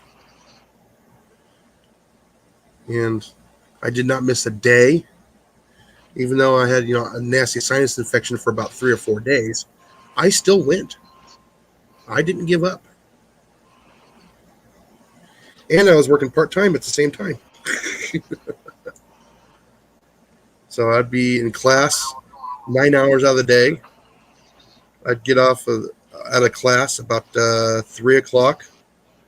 Then I'd head to the golf course, start working. Worked there 4 days a week in the afternoons and evenings. During the weekdays and in the mornings, I would have to be there at 5 o'clock in the morning. That's what's wrong with our world right now. A lot of people or our states or whatever, they won't take the pride in their job to learn more, to make things better, or even the young ones, especially young ones, don't want to take the initiative to do it. Like the people you work with at the one place when you needed a helper. Yeah. Oh, I don't want to do it because you work too hard. I just want the easy way. Yeah. Everybody wants the easy way anyway. I mean, Oh, one by of the my way, best sayings is, "It's a microwave society. You want to hurry up and don't want to wait and work on nothing. Do right now. It's they don't want to take the time to do nothing or learn anything." well, what I think it is, it's the let's see, the oldest one does not have a lot of pride in herself. The youngest one has a lot of pride on what she does, and I think that starts at a very young age, and also I believe it's hardwired into us. Yeah, It's not something that you're just going to learn. It's something like that's you said, you was at the class instincts. with older people. When I Yeah. was young, I hung around with the older guys, learning to do carpenter work, electrical work, and Oh yeah. working on cars. I never run around with kids. I always was with the older people learning something. I mean, I can do about anything. I'm not a master of any of them, but I can get through most of them. Yeah. Doing different things. Yeah, Your like I said, plumbing in your house, or sheetrocking or mudding, I mean, I'm not a master of any of them, but I used to build houses. But I never had no schooling on. But I got hands-on training when I was younger. oh When I yeah. was when I was 14, I was offered a crew doing cement. We did it. Dunlap, Iowa. There's a big cell barn there. Jim Shaven owned it. He was the senator of Iowa, and I helped cement all the cement there. And the guy that was in charge of it was from Sioux City, Iowa, an Indian guy, had one eye, was training me, and when we got done, he offered me, when I graduated school, to run one of his crews. That man could dump a cup of water 10 foot away or 20 foot away on a cement slab, and he'll put an X and tell you where the water is going to run off the slab at. Yeah, I can do the same thing with the golf greens for some reason. Yep. I know exactly where the water's going to go. I know where to sit. Seems like people just don't care anymore. Whatever the minimum they can do to get by with, and that's all they do. Yeah. Unfortunately, I think that's all going to change here real quick. I don't want it to see it happen, but I know it's necessary for it to happen. Same thing happened 90 years ago.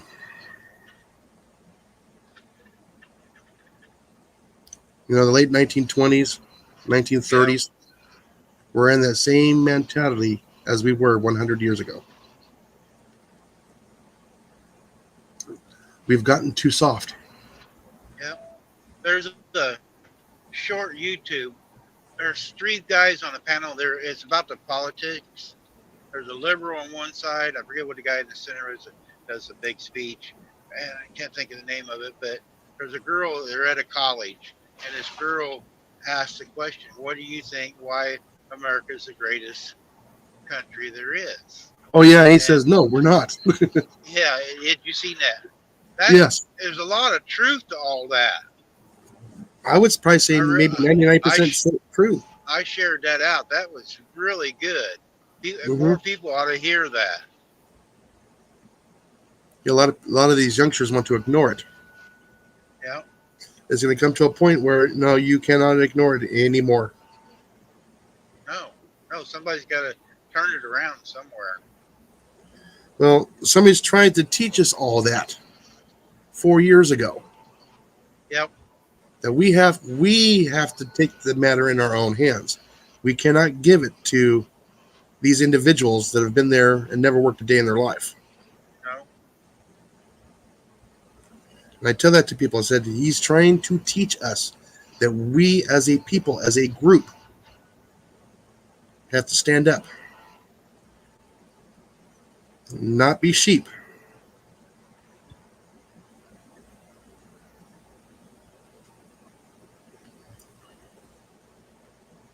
better pay attention where I'm at. I gotta get off down here a little bit. Yeah. No, like I said, I would probably consider myself. I grew up the old way.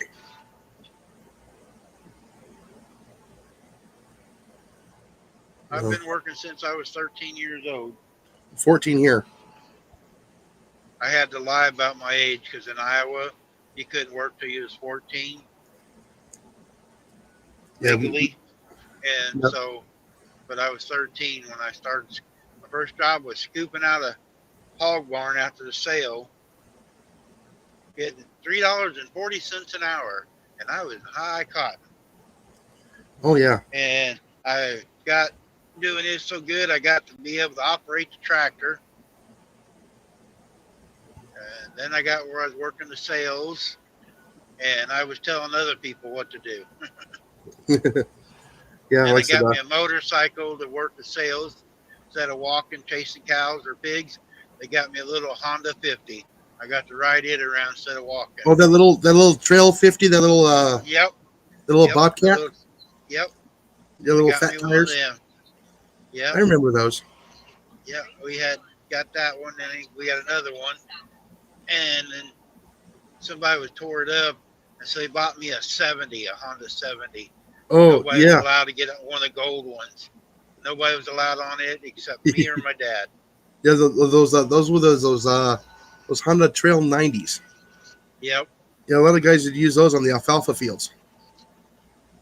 they worked good chasing cows. Oh yeah, it was both street legal and off road. Those things were able to take a beating. It Yep, was more of a scooter motorcycle type. But those things were nice. They got around pretty good. the pond would freeze over, and we'd go out there on the pond and play on them. Well, it ain't actually a pond; it was like a lagoon. We call it a pond, but Yeah. it was a runoff, the cell barn, and it'd freeze over. We made trails on it and stuff. But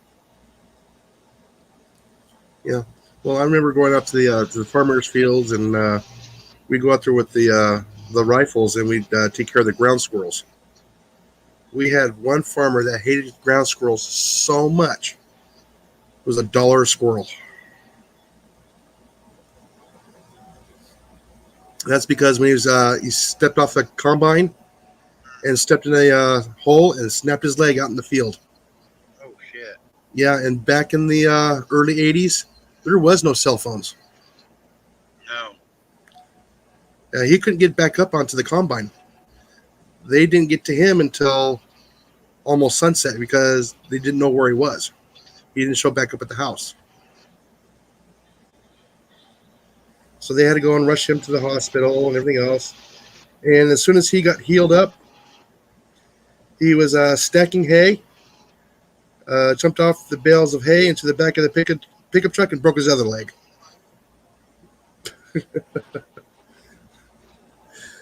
I mean, yeah, we teased him for years for that. And, I remember that when I was 13 years old, 12, 13 years old when he did that.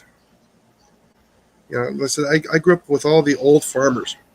That's probably one of the reasons why I am what I am today.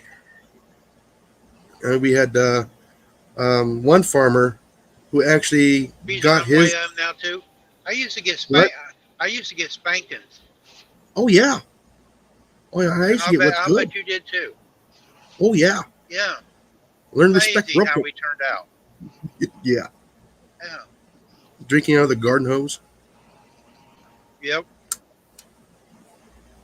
Eating Yeah. out of the garden. Oh yeah. Oh, like I said, when we turned Get a 16. little Oh dirt on. man. Oh well. Well, when we turned 16 is when we were allowed to go bunny bapping with all the guys. Yep.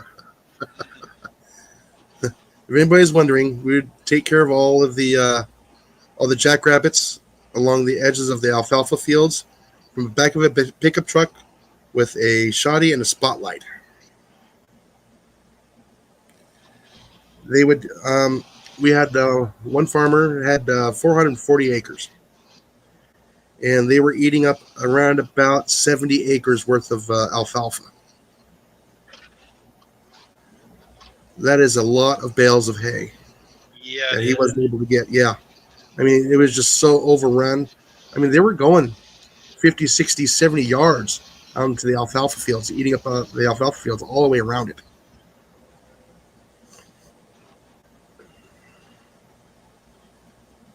So you were doing pest control when you didn't know you was doing pest control? Oh yeah. No, my mom taught me how to trap mice when I was about 5 years old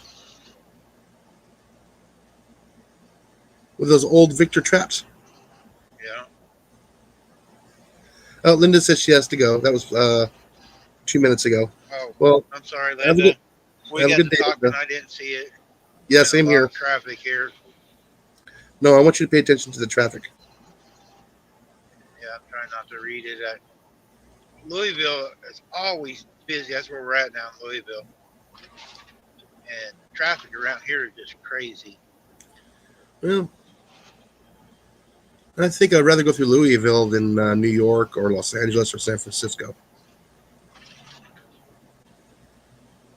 I can get around LA. New York, something else.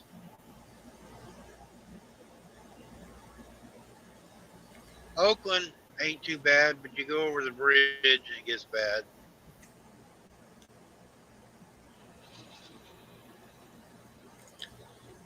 But oh yeah, like I said, I had a wonderful childhood. You know, our nearest neighbor was a half a mile away. You know, I grew up in the ag industry. I remember talking to one of the old timers. I mean, he was probably in his 70s, and I'm just a young teenager. And how he got his land was through the what do you call it? Back in the 30s when they were getting people to move out west for the land grants. You know, pick up an acre for like 5 cents. Oh, what was that called? It was like the old time homesteading, where here you can buy the land and you can farm it. Oh, what was it called? I know what you're saying, but Yeah, the name of it escapes me.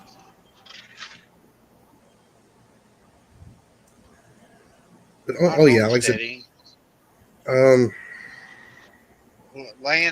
had the land rush. yeah,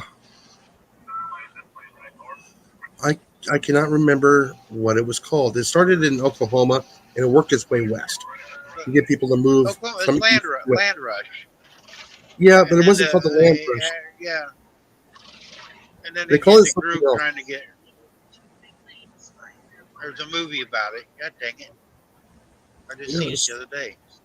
Yeah.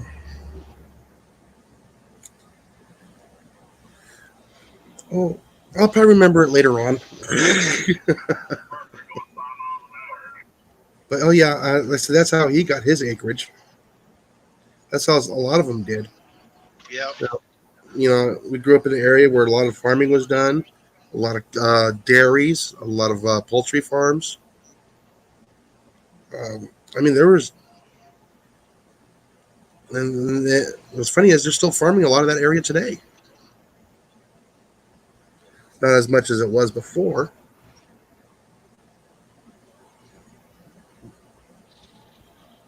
You know, I got to do the old school farming.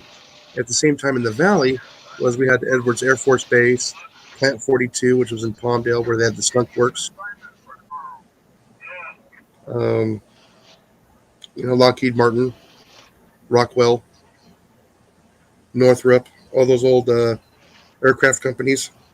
So I think I kind of got the best of both worlds of living there. But we lived so far out of town, you know, all we had was aerial TV. We had no cable TV or nothing like that. I remember calling my friends on having to call the operator, giving him a toll number so I can talk to some of my friends from school.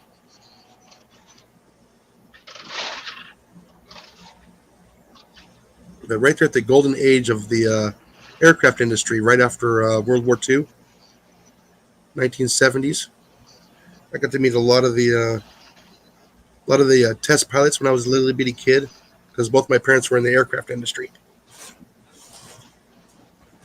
And yet we still had our little homestead. So that's what I've gone back to. I've gone back to the country. Went to the city, My earned my living. godfather worked at Lockheed.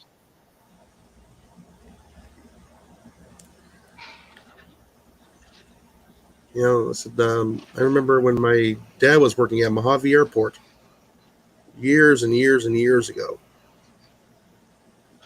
You been out there in a while? Say again? Have you been in Mojave in a while? Oh, I haven't been in California since 98 Right in there, that area. Mojave, just before you get in town, they got a junkyard with nothing but airplanes. Oh yeah, that was there back then in the Yeah, 80s. yeah. It's just a storage yard. Yeah. I'm, I didn't know how long Yeah. I've been there. I know I've seen it for a long time.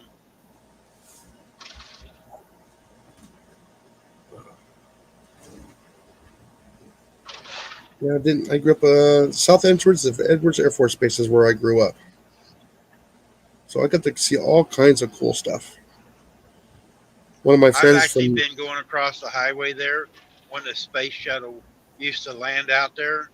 I actually yeah. stopped on the side of the road and watched it land. Oh yeah.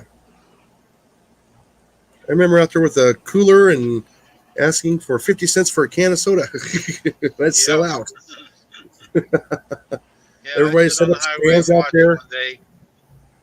Oh yeah.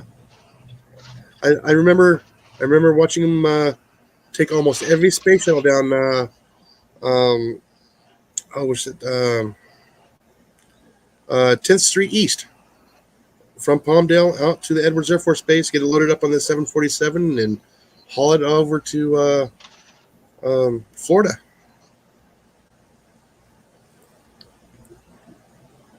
I kind of miss the sonic booms.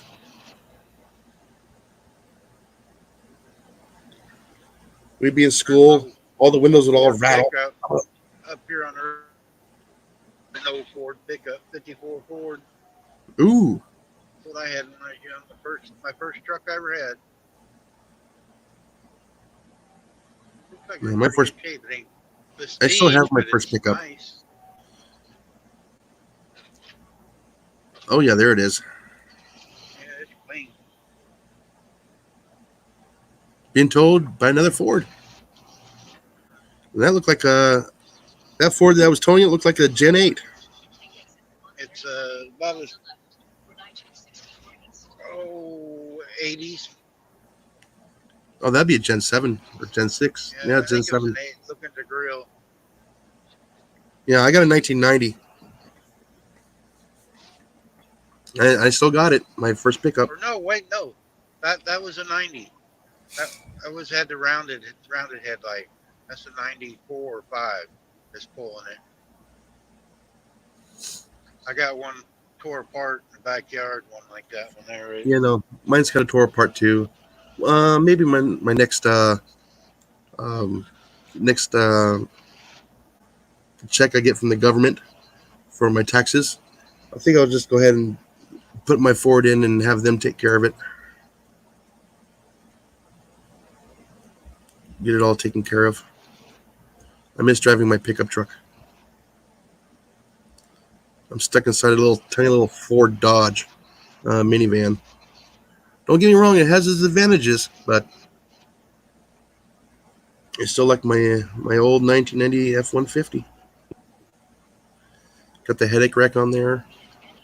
If I wanted to go out and get hogs, I can just take the pickup truck out there, throw a tarp over it. Hey, here, piggy. Yep. Well, I used to do that with the ground squirrels over where my mom lived there in Arizona. In the summertime, you get these itty bitty tiny little ground squirrels. And the neighbors absolutely loved it when I showed up to do that because they would wreak havoc in their gardens. Yeah, they can tear up some ground. Oh, yeah. Well, no, they can tear up a garden real quick.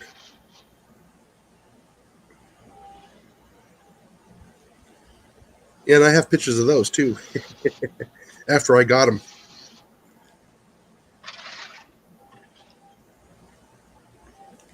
But yeah, like I said, I guess I've been doing pest control since I was like 5 years old. When we was at school and for our ag class and stuff, we'd have shop class. We'd have a pest control there once a year. You get so many points, for mice or blackbirds or whatever, different ones. And Yeah. we'd go out and, just get rodents. You got different, you had to have so many points to pass the class. But I kind of cheated. My uncle, who was a better shot than I was still learning to shoot rifles. And he had a really nice rifle. I don't know what it was, but there was 3 blackbirds in a tree there one day, and I was telling him about it. He goes, heck, we get them. And, you had to have like 30 points, and they was 10 points apiece, to get them. Yeah. And he shot all 3 of them before any of them flew off. And so I was done getting, because I was going around getting mice, and you're only getting like 1 point at a time. And he shot all 3 of them, and I went down there in the woods and picked them up, took them to school. Well, I said at school is when I got my T-shirt because I caught my 6 gophers for this semester. So I was the only one to ever get a T-shirt. And what's funny is the teacher gave me the T-shirt. It was a white T-shirt, and right on the left breast, it said the Fur Trappers Club. Oh, And now that I'm older, I look back at it, I just laugh. But yeah, like I said, no, everybody can only catch like 1 gopher. And here I do it in like 2 weeks, catching gophers. I've just always had a knack for catching rodents and trapping animals. I've always had that. I've set a bunch of gopher traps, but I don't think I've ever got one. Well, that's because I'm also using their instincts against them. That's how I catch a lot of my problem animals. Every once in a while, I would get one that just did not want to commit. I've only had that happen 2 times.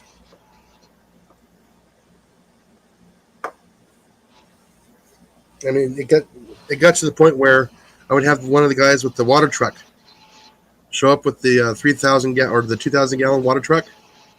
I said, let me borrow that hose real quick. And I shove it in the ground in the middle of a park, everybody watching, and we'd flush it out, and then I'd run over there and nail it with the shovel. Broad daylight in the middle of a park, in the middle of a city. Some people were all aghast by it. I said, yeah, that's what I get paid to do. I don't know how many traps I have. I'm still under the ground in some of those parks where I forgot where I left them. Right. Yeah, because I'd try and mark them with a flag. Every once in a while, I'd come back and the flag is gone. I was like, yeah, we're gonna leave that trap.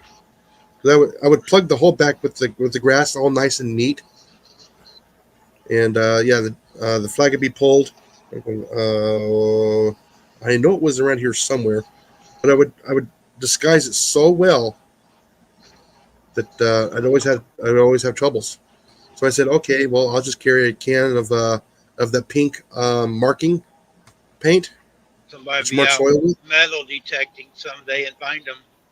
Oh yeah, no, somebody will find it somewhere along the line. But that's when I started using that. Yeah. And then I stopped losing traps. But I remember when I had to order traps and everything else. I was told, "Yep, go ahead." I said, "These things are kind of expensive." And he goes, "Yep, go ahead, order them." I wouldn't buy the cheap stuff, like the other supervisors would. He trusted me into getting the good stuff. I would get You gotta was it 2 jobs. say again? You have to have the You're right breaking tools up. for the right job. Oh yeah. Well, they would buy these knockoff brands, and they don't fit in the holes like the Maccabees do. Yeah. Yeah, we would have the Maccabee gopher traps, and the way they fit in the holes in the soil fit way better than the knockoff stuff or any of the other brands. And I would use several different types of mouse traps and rat traps because I know how smart they are.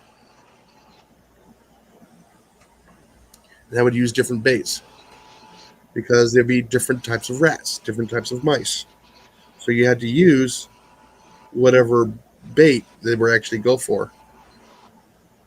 A lot of times I would stick different different kinds of baits to find out what would they go for. Then that's what I would use on the traps. And a lot of times I would use the pheromones to trap them.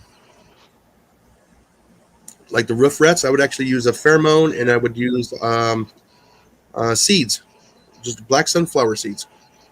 Huh. That's how you got your wife, pumpkin seeds. Oh yeah, pumpkin seeds. Yeah, you know about the pumpkin seeds. Yeah, you trapped her. Yeah, me and Molly talk a lot sometimes when you're at work. Oh yeah, I figured that. You know, she's kind of bored every once in a while. Yeah. Like I said, we don't watch TV. We participate on YouTube, so we really don't watch a whole lot of stuff. We prefer to be interactive. Yeah, Molly's in here a lot with me. Yeah.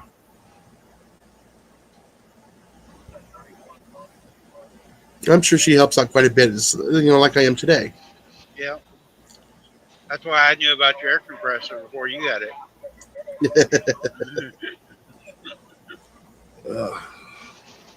Take my glasses off here. Wow. Oh, yep. Pluto TV's on the fritz again. Hold on. Oh, there it goes. It's back. No, we got the Weather Nation on our TV. We just have it on mute. So we can just quick look over there and see what's actually going on. Keep an eye on the storms. Yeah, we finally got measurable rain here the other day. Wow. After several months, yeah. Well, you heard about the fire that we had down the street, right? No. Over 2,000 acres. They got it under control and out in 4 days. I didn't know you had one over in your area.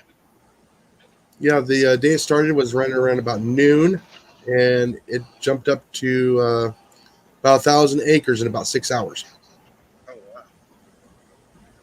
I wonder it didn't get bigger as dry as it's been down there. Yeah, well, we were lucky because it was also an area that had a fire once before several years ago. Oh, so it wasn't as bad. So we got lucky in that way, and also it was between a major highway and 2 rivers.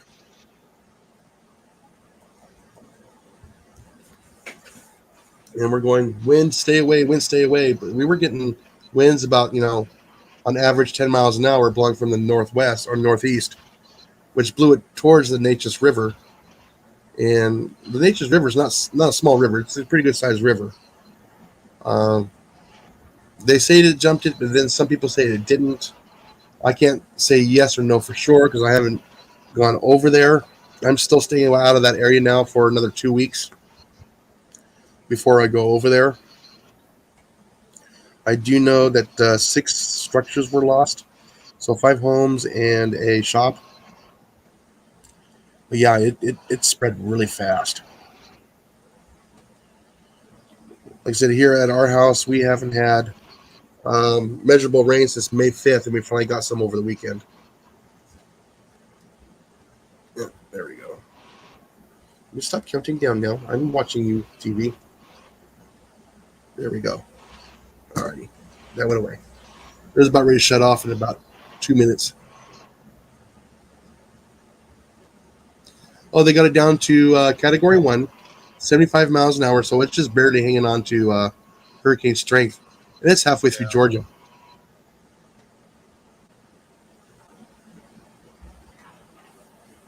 Another 3-4 hours is going to be in South Carolina.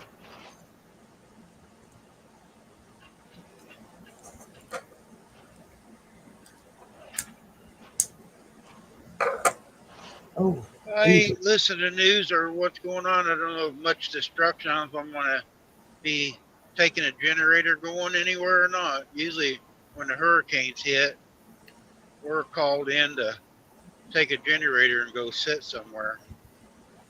That's a boring job. It pays good, but man, it's a boring job. Just go to like a bank or something, sit with a trailer with a big generator, and they bring you food and water and everything to you. You don't have to go nowhere. Yeah, you're just Century.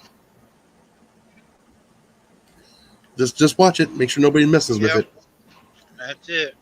Mm-hmm. Yeah, they're talking about our drought now. Here, we're still in the red, right where we're at. The dark red, the burgundy, for our drought monitor.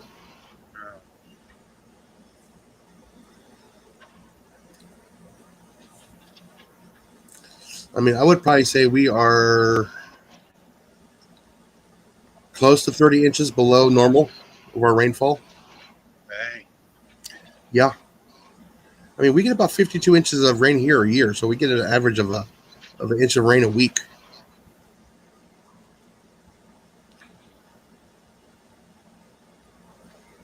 So sometimes we'll get 5 inches of rain in just a few hours. Sometimes it's a half an inch a week, but it averages out to about 52 inches a year. Problem is, I think our next crosshairs might be on us for the hurricanes. Are they? I mean, that Gulf water is warm. Yeah, I need to get out there. I might do that tomorrow afternoon. Pitch up a cover over the generator and pull the carburetor apart, clean it, put it back on there, and put some fresh fuel in there and start it up and let it run for about 40 minutes. Get you some seafoam. Well, the tank's empty right now. Oh, well, still, it's better to run a little bit of seafoam in there, even with the wood. Yeah. It helps coats to, the coats everything. Yeah. Don't have a chance to lacquer up. Well, that's why I have no fuel in it. I'm smart enough to run it dry. Even the tank is empty. What I'll do is I'll slosh about a cup of water through there, run it through the petcock, get all the debris out of there, pull the fuel line off of it, empty it out, put a new filter on it, plug it all back in, pull the carburetor off. Yeah, you don't want to do it the day the storm happens. No, I'll probably end up doing that next week.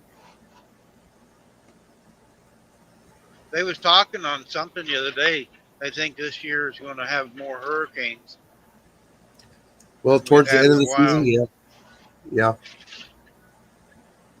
Well, we've had that high set up for so long above Texas, such a large high. We just haven't had anything. It's just keeping everything out into the Atlantic.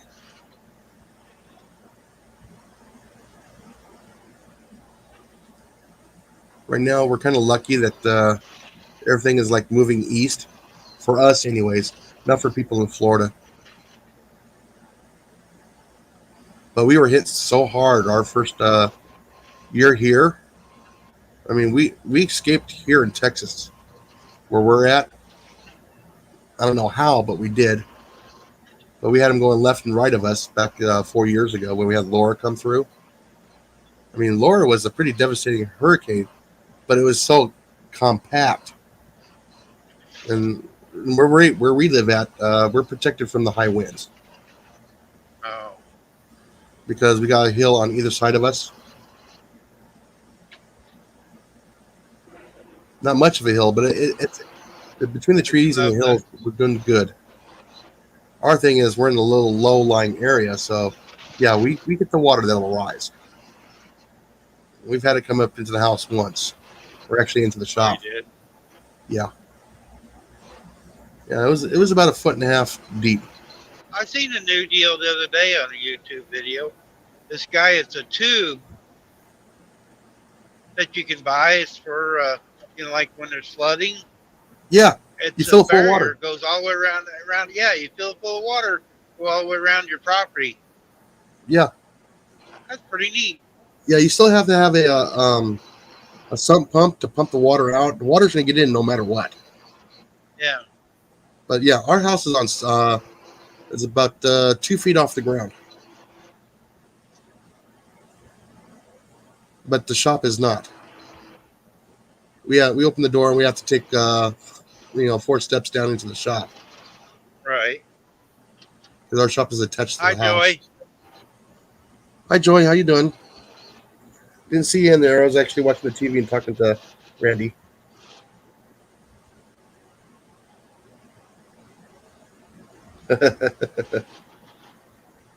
We'll wake him up.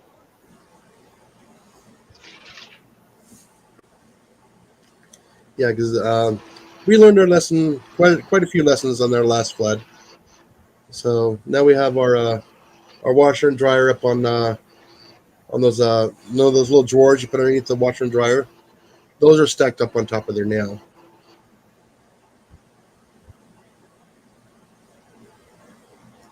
I would love to have more money so I can redo the kitchen, so I can pull the freezer into the kitchen and remodel the kitchen.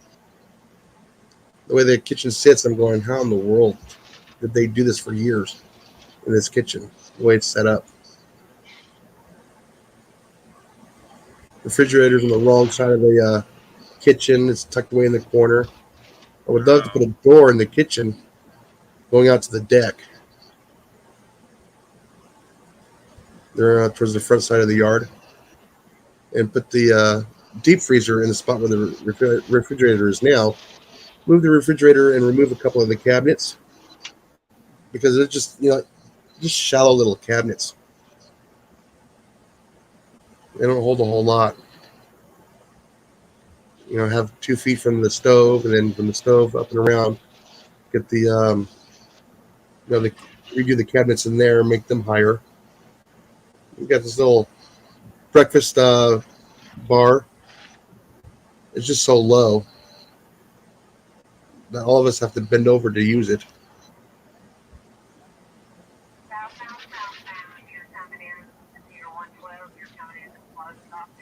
Well, that's one of my future things.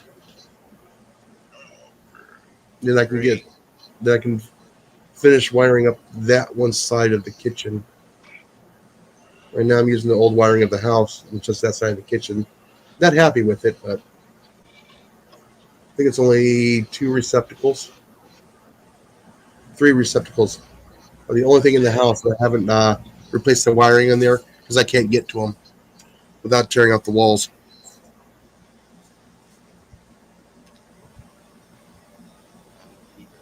Oh, you got a slowdown going on, huh? Yeah, bad. They closed the left lane so far, all I see. Mhm. Not too far. I ain't sure. I was going to look it up. I'm going to Elizabeth, Kentucky. There's a big Petro. That's where I'm going to park for today. Get something to eat. I haven't ate all day, and not that far away. Now I'm getting slowed down. All right, I'm going to use the facility. I'll be right back.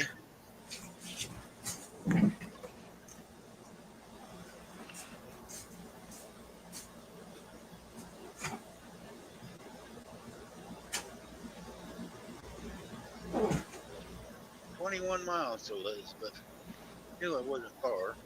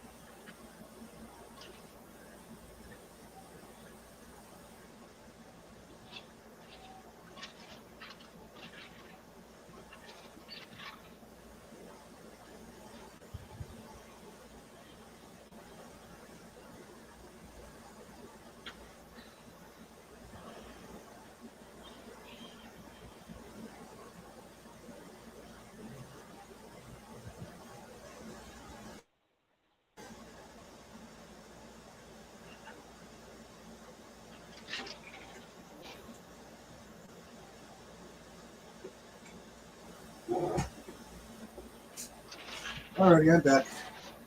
Well, welcome back. I ain't went nowhere. Just on a bumpy ass road. Yeah, I had to reheat my coffee and grab a bottle of water. Moon over Miami. Wasn't Moon over Miami on Gary's channel last night? I think so. Yeah. Oh yeah, right there. Yeah, police. Yeah. I knew that was kind of familiar.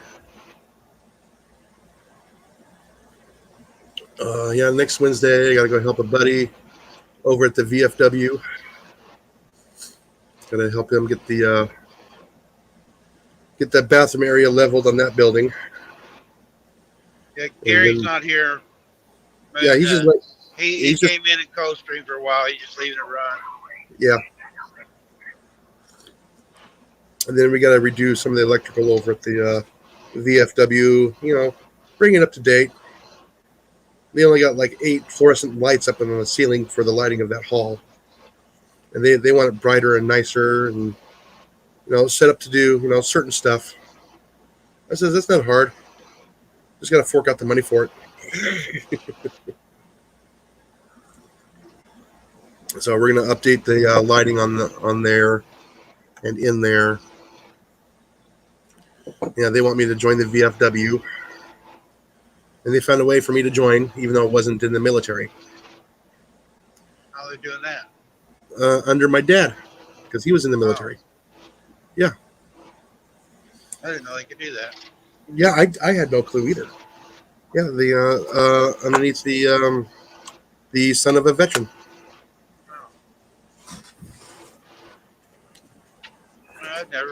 I belonged to VFW, and I didn't know that was one of the deals. I didn't know that it ought to be, but I didn't know it was. Good idea. Yeah, they've been trying to get me to join now for about 10, 11 months now. I just don't have that extra $40 a month to do that. Yeah. But I said, "Oh, I can work it off. It's not hard. You just have to give them a day or two a month, and then I'll be able to participate in the helping of the community, and that's how I'm going to see it as." Yeah. You know, I did ours. I went down. They redid the building now, but I went down and painted it. Me and my brother used to paint houses and stuff, and we went down and painted it a couple times, different times, and then now they redid it, put vinyl siding on it, so we don't have to paint it no more. But well, like I said, they also need somebody to kind of help with the. I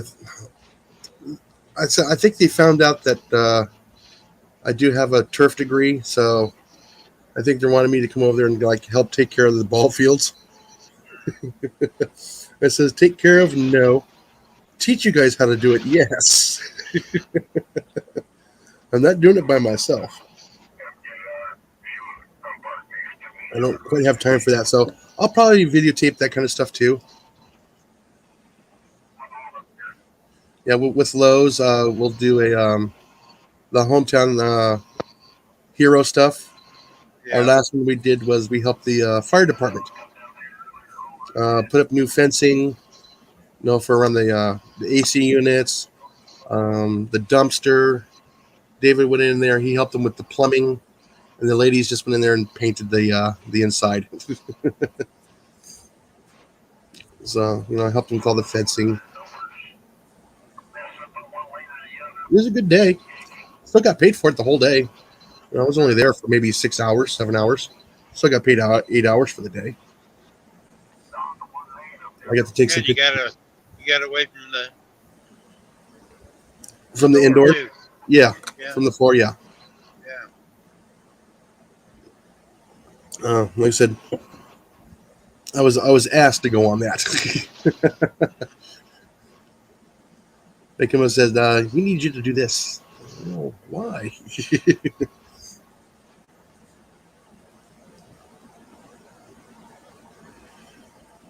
So I'm getting more and more involved with with our little small town here.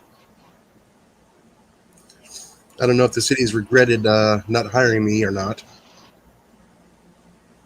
Oh, you applied there for the city when you got there? Yeah, they said no, we don't need your services. I said, oh, that's fine. Well, like I said, me being as honest as I am, I do see the corruption there, and I think that's why they turned me away.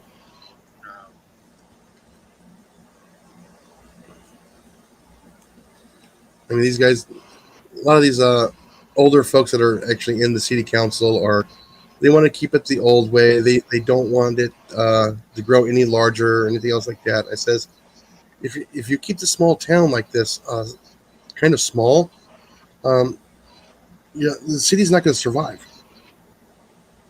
The city's barely hanging on as it is now. Yes, they're doing upgrades, but they're getting federal funding for that. And it says you won't get that forever. It says you need to find a way for the city to generate income. And just having a bunch of retired people here is not going to make it. That's You need what to happened draw- to our town.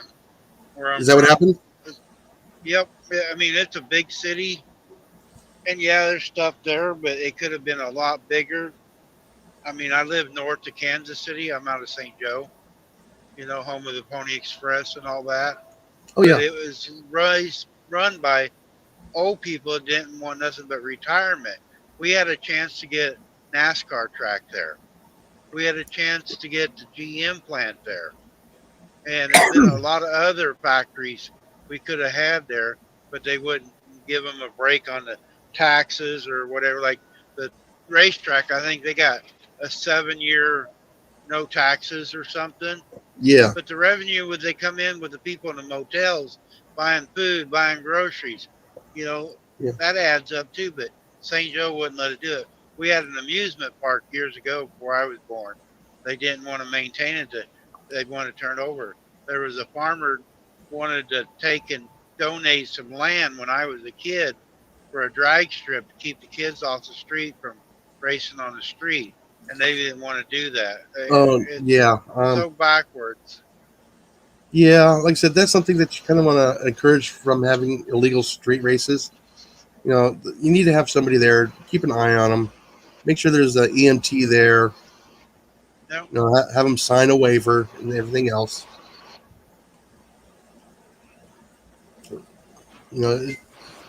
I've seen, I've seen so many street races that have turned nasty, and it's just, I don't know if I it's would part say, of but I mean, I street raced when I was a kid. Yeah, I I made did a lot too. of money street racing. Yeah, we did too.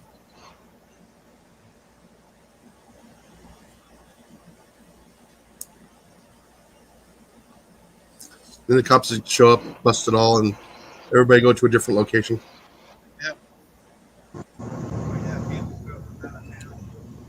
But you get the old agriculture.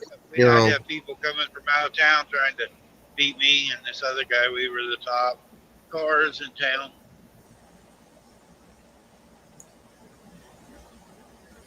Yeah, I couldn't believe I had an old 1985 Oldsmobile that would do a quarter in 13.5. Automatic transmission. Different cars. I had a 69 Chevelle 396 400 turbo 411 V-track, and I had a 69 GTO with a 350 in it. So I raced. Yeah, that car got me in trouble. My mom would call the cops on me. I had headers on both of them, and if I come home we had a bank, I could pull up and bolt my mufflers back on. And if I come home, she'd call the cops and said, yeah, he's been out racing. And they'd come in. They wouldn't do much except try to scare me, give me the riot act. How dangerous it was and this and that. Yeah, so I just did it for fun. I didn't want any money. I didn't bet any money. I said, this is just for fun. Everybody else is wanting to bet money. I'm going, no, it's supposed to be for fun. But my brother and I, we came across an old Yamaha IT 500 single piston motorcycle. It was a basket case. And that thing was so crazy fast. I mean, we were beating CBR 900s with it. Okay. Oh, that thing was the bad word to kick over. Put it that way. You forget to hit the compression release, it'd kick you over the handlebars when you went to go kickstart it. Yeah. Also had a bucket for a piston. Oh, that thing was just huge. You know, the single stroke, 500. Wow, it was crazy. It was fast.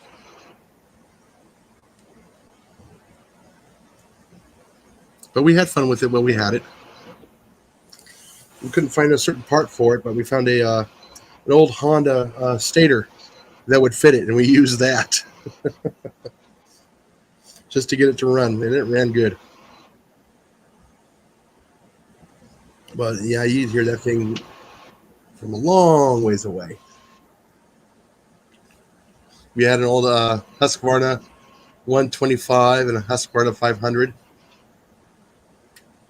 both single bore.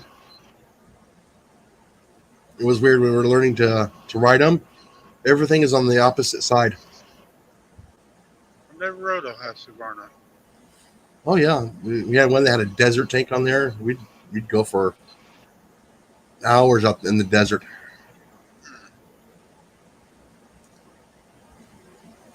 Riding all the trails. Oh, we had fun as teenagers. And so we had the whole desert to roam.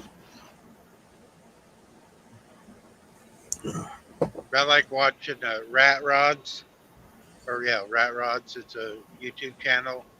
And they live out in Utah, I believe it is. Yeah, Utah. And they're kids, and then they go out doing four-wheel stuff, motorcycle stuff. You know, they build cars and stuff too, but they go out and show, like I was watching this morning when I was getting the truck worked on. Their son went out to pull somebody back in, and they just built him a four-wheel drive truck, and he broke a U-joint on the front axle, got stuck, and his dad went out. They built some awesome vehicles for rock crawling or going out there in the, the There, not too far from Lake Havasu. Yeah, that's not. I haven't been there in years, Lake Havasu. We enjoyed always going to Lake Mojave. We liked it better. Drunken Chef was Lake Havasu this weekend. We did a video driving back. He went to Lake Havasu this weekend. Yeah, like I said, I liked Laughlin better right there next to Lake Mojave. Yeah. We enjoyed going there. We used to have the family reunion there every July. Be out on the lake in the middle of July. Of course, Molly and I, we'd bring our fishing gear and we'd fish the bank right there, and we had a blast. And then we'd go on. Then in the evenings, we'd all meet up at one of the restaurants and have dinner. And there'd be about 40 or 50 of us there eating dinner for the family.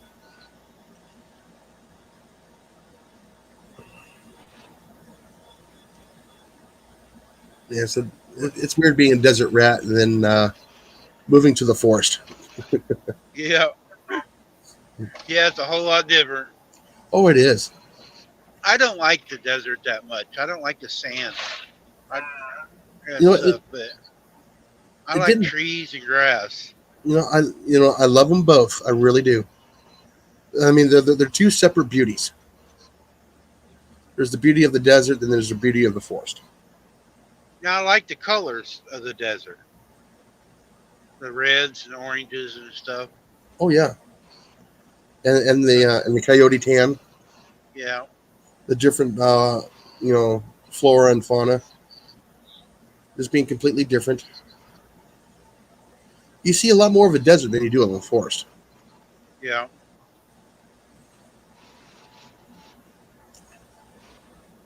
I said, Well, Jason, I've enjoyed our conversation today. You coming in? I'm Alrighty. coming up the scale, but I'm gonna get off here at truck stop just past it Okay. and stuff. And you Yeah. better get to work. You Yeah. I can't be like I said, loafing yeah. around I on need to your. get that mower You can't taken be care of. loafing around on your day off this much. Yeah. No kidding. All right. Well, you enjoy your day. All right. Thanks for coming in. All right, no troubles. Have a good day. Anytime. Come on back. You can swing by my live a little bit later on if you want. You are yours tonight? Yeah, at 8 p.m. is when I usually go on. Okay. I'll be in there. All right, later. All right. Bye. Bye. All right, guys. I'm gonna shut this down. I haven't ate today, and I'm getting tired. And get down here to Petro and give me some food. Appreciate everybody coming in. Hope you enjoyed your ride. We're in Kentucky. This is Elizabeth, Kentucky. And tomorrow we'll head on over to Little Rock. So, see everybody later.